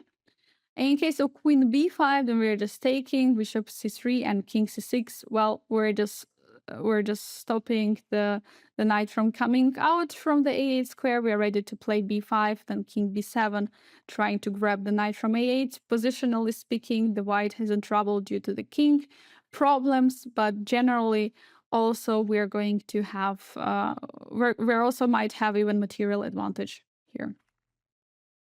So that was kind of this knight e5 move, which is not so good. But we have to know how to react on it. So it's not good, but it's important to know it. So queen e2 is the line, and now we're going to see the line which is happening similar to this bishop e2, but it's not working out so perfectly as there. So now queen d6. So the point is, if we would take on, we would take here dc and yeah. So if we would take on c3, if queen e5. So wait a second. Sorry. First queen e5. Yes. Queen e5, queen d7. That would be just equal position, so we can go for it. For example, in case wait a second. queen d6. For example, if you don't want to learn this line of queen d6 and or you don't remember during the game, let's say, taking on c3 is fine. Taking on c3, queen e5, and queen e7 is absolutely fine, and then you can go from there and play the game. But of course, if you want to learn more how to handle this position better with the queen d6, then of course learn this line. In case knight takes on d5, queen d5, bishop c4, we have very similar position to the bishop e2. We have to move away the queen because there is no way to defend the knight. We move away to d6, queen e4. Now bishop e6, bishop b5, bishop d7, d4. White is trying to break, and this is the position.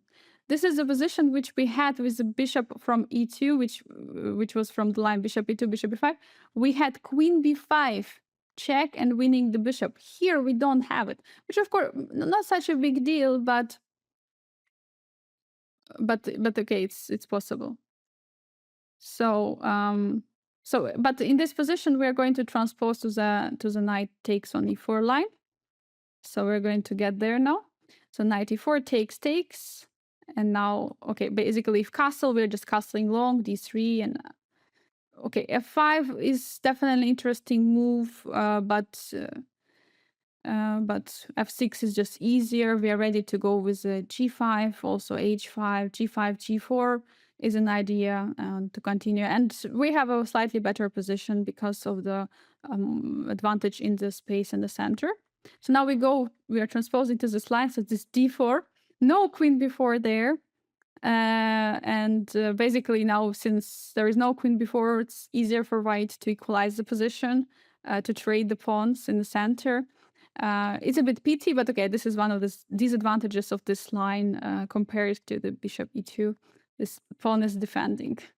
But okay, castle happens. In case of knight takes on e5, it's going to drop a piece because after knight takes e5, white cannot recapture on e5. Well, first let me try to show the problem because maybe it's not so obvious, but it's actually super nice. But I would like probably you to stop the video here and try to find the best move for black. It's actually a very nice one, maybe not immediately visible, like at the first glance, but it's a very famous checkmate, which starts with a queen d1, king has to take, bishop g4, it's a double attack, king goes here, and the check, oh, so beautiful. So that's why knight e5 is actually not good. If pawn takes on e5, then okay, unfortunately, the knight is there. We don't have any more this. But okay, we can take on e5 now. And after bishop d7, again, if knight would take on e5, then would be, again, similar way. But bishop takes d7, rook, I mean, all three recaptures are fine. And now rook d7, we're threatening the checkmate, by the way, in one. So castle happens, knight f3, queen f3, and queen d5. We're just having like basically mirrored pawn structure, very harmonious position, kind of balanced everything. Still, we can continue playing it. It's equal position, but what to do? We sometimes we have to play equal position and try to squeeze maybe something, some weaknesses. So that's already another story, which comes with the experience.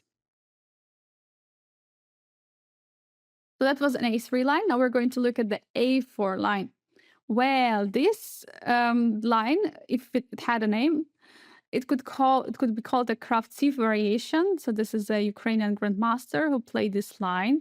He played it a lot of times, but okay, in Blitz. This line was used by Abdusattorov at the top level, and it was kind of bringing him some great success, and especially in the shorter time control. So the thing is that in this particular case, it's getting very close to the similar moves which we were discussing, like h3, bishop e2, and a3. So a4 move is actually making sense because, again, bishop c5 is a trick. Bishop c5, knight takes, and d4, and we are not doing well. So bishop c5 is not working, which is very important. And the other thing is that in this case, going for the Scotch lines, if we would play d5, the pawn on e4 and the pawn on e3, there is a big difference, because the pawn on a4 would bring more space on the queen side. In some lines, it could be very useful for white. On some lines, the a4 pawn could be very useful. So that's why going for Scotch, playing d5, it's possible, but it's not what we want to do. So that's why we go for the bishop b4. So again, if we see that we might be worse or something is there which can be used for white, we don't go and we play bishop b4. For example, against h3, we play bishop b4, important to remember, and against a4. If we see that we can't go into the Scotch lines, then we play d5, for example, against a3 and against bishop e2. Okay, so we start now here with bishop e4. So now knight d5. Knight d5, of course, is basically, if we can say that it's if we put the pawn on a2, we could transpose to the main line of the Scotch for knights, the Spanish, so the bishop b5 move reversed, and this is completely fine. This is completely fine. We're taking on e4. In case queen e2 happens, attacking our knight, so we cannot defend knight with the playing d5 here. So we go back with a knight to f6. So knight b4, queen e5, queen e7. We have to defend from the check. Queen takes, king takes, knight d4, and well, c5. And now we can kind of find it interesting that now actually a4 move makes sense for us, because there is no a3, which could attack our knight. There is c3 though, but it's completely different story. c3 would spoil the structure and the pawn would be weak on d2. So now we're actually slightly better due to the pawn on a4. So bishop c4 is another try, just developing the bishop, just defending. Now we go with the knight back to f6 again. Knight b4, knight e5, winning back the pawn, and d6. The position is going very well because we won so much time. Our pieces are more active. We're ready to develop with the bishop from c8. Now, in case of bishop f7, we have king f8 and two pieces are hanging, so it's not possible to save it. c3, targeting our knight. Again, it would be nice to have a3, but there is no a3 in the position. We would take on e5, pawn takes, and again, this pawn, queen d6, and we're going to have a better position due to the pawn structure. This pawn on d file is going to be a weakness. It's going to be an isolated pawn, so it's going to be a good position. Knight f7 is another try. Then we have queen e7 check, intermezzo, king f1, now d5, attacking the bishop, attacking the knight at the same time, knight h8, dc. We're going to recapture the knight in few moves because it's not going to be possible for knight to get out. We're going to have material advantage and definitely clearly better or even winning position. Knight f3, coming back with a knight. Now we have queen e7 check. White has to block it. Bishop e2 looks logical. Now after castle, there are actually some issues for white to finish the development. The big problem is the pawn on c2, because the threat could be the taking on c2. For example, after castle, knight c2, and queen e2. Rook e1, queen goes all the way to a6. Queen c7, white is trying to win back the pawn. Bishop g4, we are ready already to fully develop, while white's bishop on c1 is doing nothing. Now b4, trying to do something with our queen, but we are not worried because we have rook fc8. b5, we're trading the pieces, trading the rooks, and after b takes a6. Well, first of all, this extra pawn maybe is not bringing much, but looking at the pawn structure of white, we can say that we definitely have winning chances in the game. White would have to defend a lot. So now we're going to the bishop d3 move, and again, we can kind of see the move, the similarities with our course. Of course, the pawn is not on a4 but on a2, but definitely similar idea. besides this pawn. So of course, the main point of this move is to be solid, protecting on e4 and threatening some knight d5 idea so that there is no take on e4. So here we castle. In case of knight d5 here, we are taking, and playing e4, and we're completely fine because after bishop e4, there is rook e8. We're in time to create this very nice pin. Castle, take, and well, we have a bishop pair, even though our pawn structure is like doubled here, but we have a great position.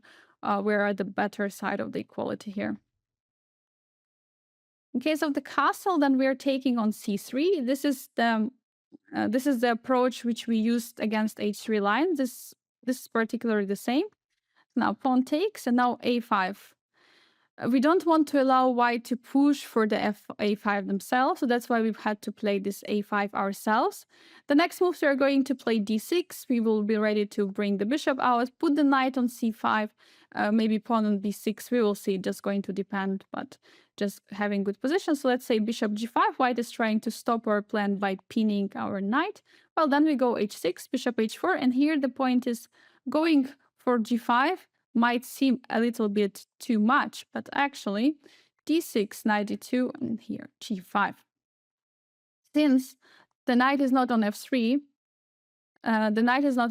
it cannot take the pawn on g5, so bishop g3 has to be played, and now knight e7. So position is kind of solid. White cannot go for some f4 or some other move. The most important, our pawn structure in the center is very solid. It's not possible for white to try to break it. So in the next move, we're going to bring the knight to g6, potentially to f4. We're going to have a very good position playing b6. We are very solid, even though we play this g5 move, which might feel like a bit too much, but it's actually not. And we're definitely the ones who are having chances here to attack. So that was the a4. And okay, this was a d4. So that was the last, so to say, rare move. Now we're going to go for the g3, which is called as a Gleck variation. And basically, this line is it's played by the players who want to go for these forced lines. They don't want to have some position, but just want to. They are not looking for this. For all the trading lines which are happening after this d4 move or d5 move from black. So white just want to play the game and finish the development with fianchettoed bishop on g2.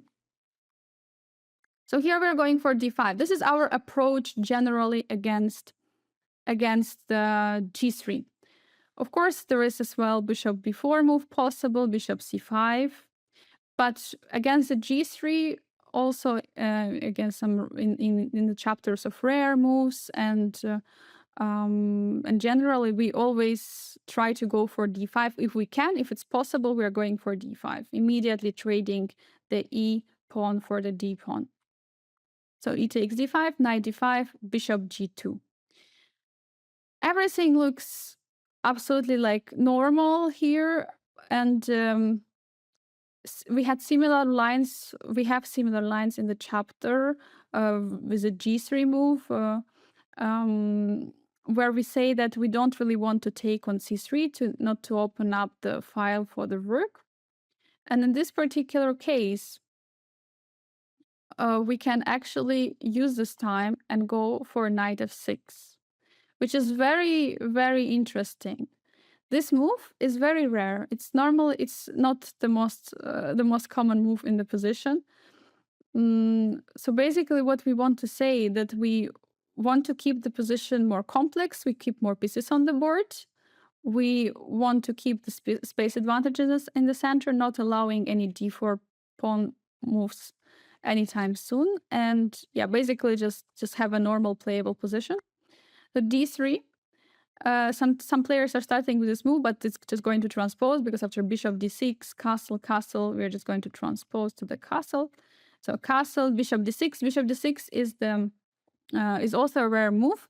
The main point of the bishop on d6 is to defend the pawn on e5. So that, for example, because pawn on e5 is the only piece which can be kind of targeted in this position. the piece of black.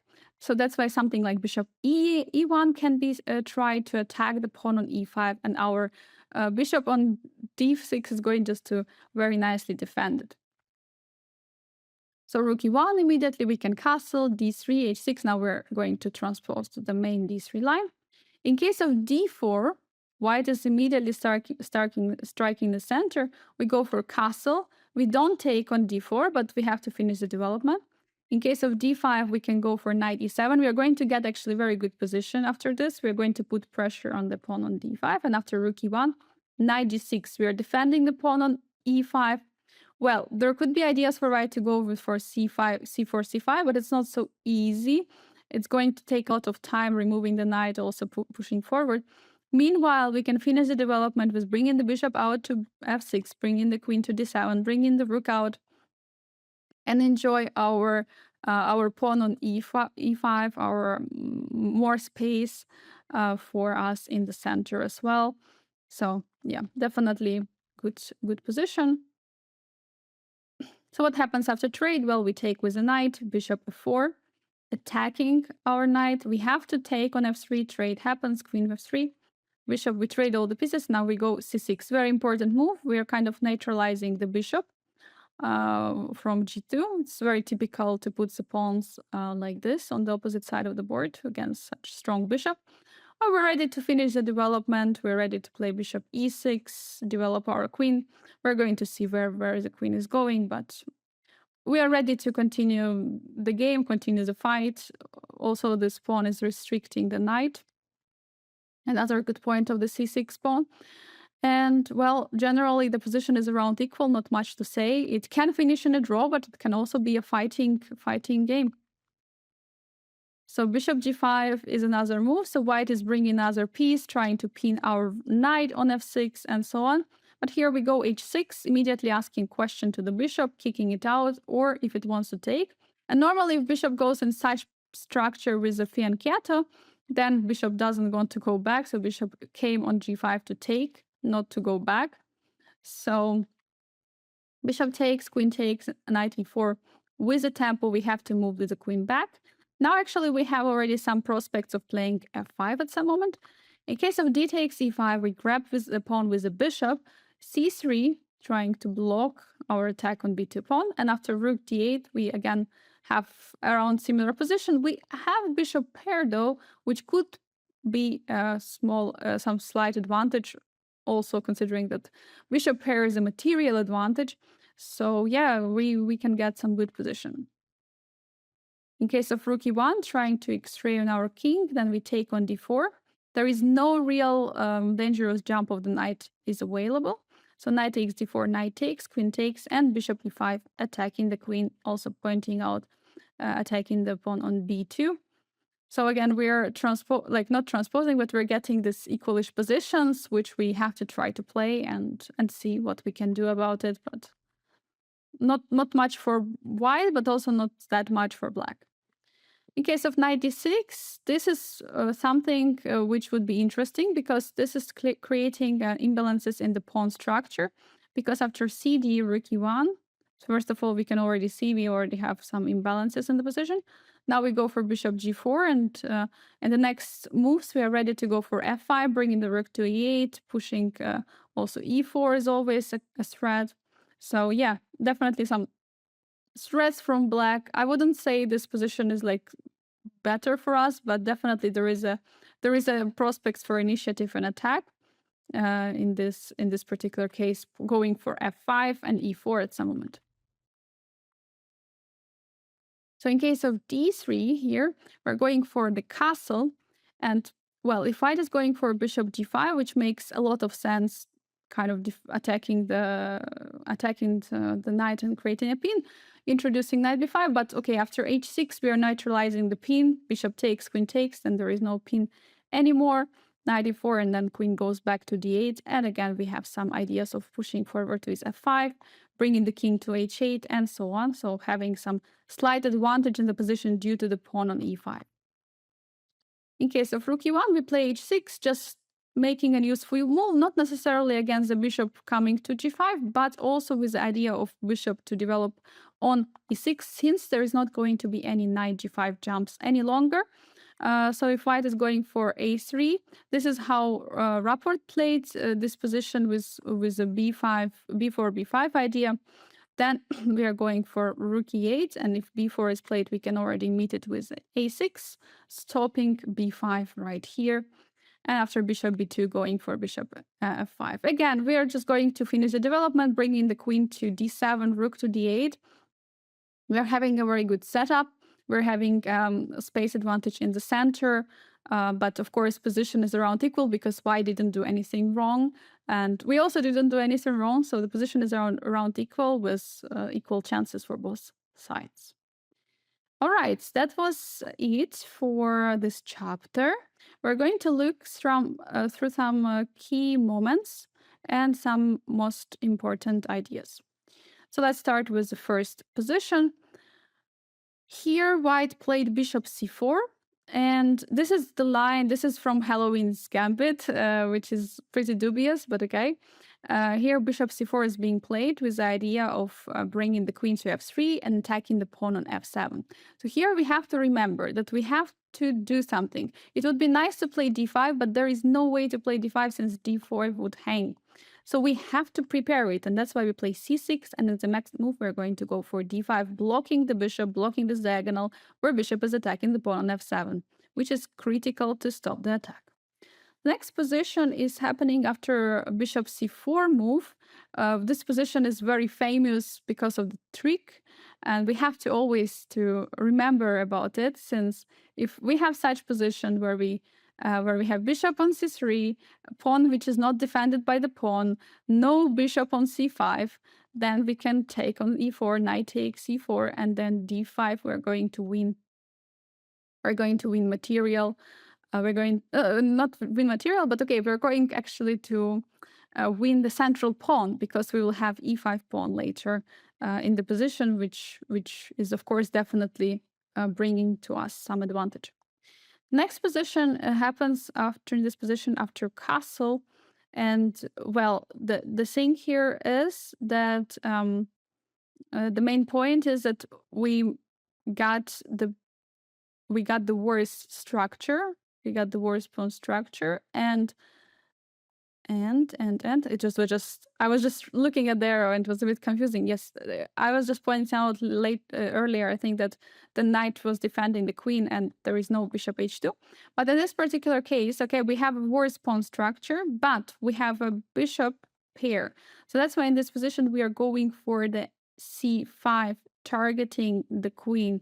Now queen has to go away, and once it goes away we have bishop e7, and now we're going to work with the king side because of our very beautiful bishops on d6 and b7. So this is also another idea to go for it. So c5 to open up the diagonal for the bishop. All right, next position is this one. Yeah, so here we have h3 move, and I would like to talk about other moves as well. So let's go one move earlier. So here we have h3 move, a3, a4, bishop e2. So I just want to talk about these 4 moves. So this is just an important reminder. So if white is going for a3 or a4, if we try to go for the d5 move, it's going to be bad, because h3 is slight improvement for, like, if we're going to kind of transpose to the Scotch game for knights with the white pieces, because later in the game there is not going to be bishop g4 there, so it would be a useful move. And a4, some lines it could be good because white is grabbing more space on the queen side. So that's why it's not advised to play against this moves d5, but rather bishop would come to b4. But against other moves such as a3 and bishop e2, we are going for d5, because bishop e2 is not really something scary, and generally in the lines where we push for d5, there we can there the bishop normally gets out to, after take on d5, bishop normally gets out to c5 or b4. So that's why it doesn't really make so much sense as bishop e2 move. It's going to transpose to those lines later. So yeah, that's why against these two moves, and a3, of course, because it's not also bringing too much sense. We don't always want, I mean, we don't really want to jump with knight to b4. So it's, I mean, it's a bit useful move in some of the, one of the line we discussed that there is no check on b4, but generally it's not so useful. So in this particular case, we had position with h3. So it means we have to remember, h3, we cannot go for d5 here, but we go for bishop b4 and going for the very nice and comfortable position. The next position happens after bishop comes to e2. It's basically the same what we were just discussing here. Here we can already, we're not afraid, we can already go for d5. There is not much, nothing good with this bishop on e2, so bishop will most likely go to b5 later and we will transpose to some lines. Okay, so the next position with a4, where a4 played basically the same what I just discussed with you about this move. So here if we go for d5, then this might be a good thing in the position. So that's why we play bishop b4 here. We go for bishop b4 and we go for this line. And later we can play d4 if we want. Okay, next position is this is a g3 move. We went for d5, trade happened. And the last move was bishop g2. So normally in this kind of positions, we don't really want to take on c3, opening up and having the for white opportunity to create some pressure on our b7 pawn. This is one of the things. And the other thing is that the move which we're playing is pretty rare. And we just don't take on c3. We don't allow any jump with the knights from f3.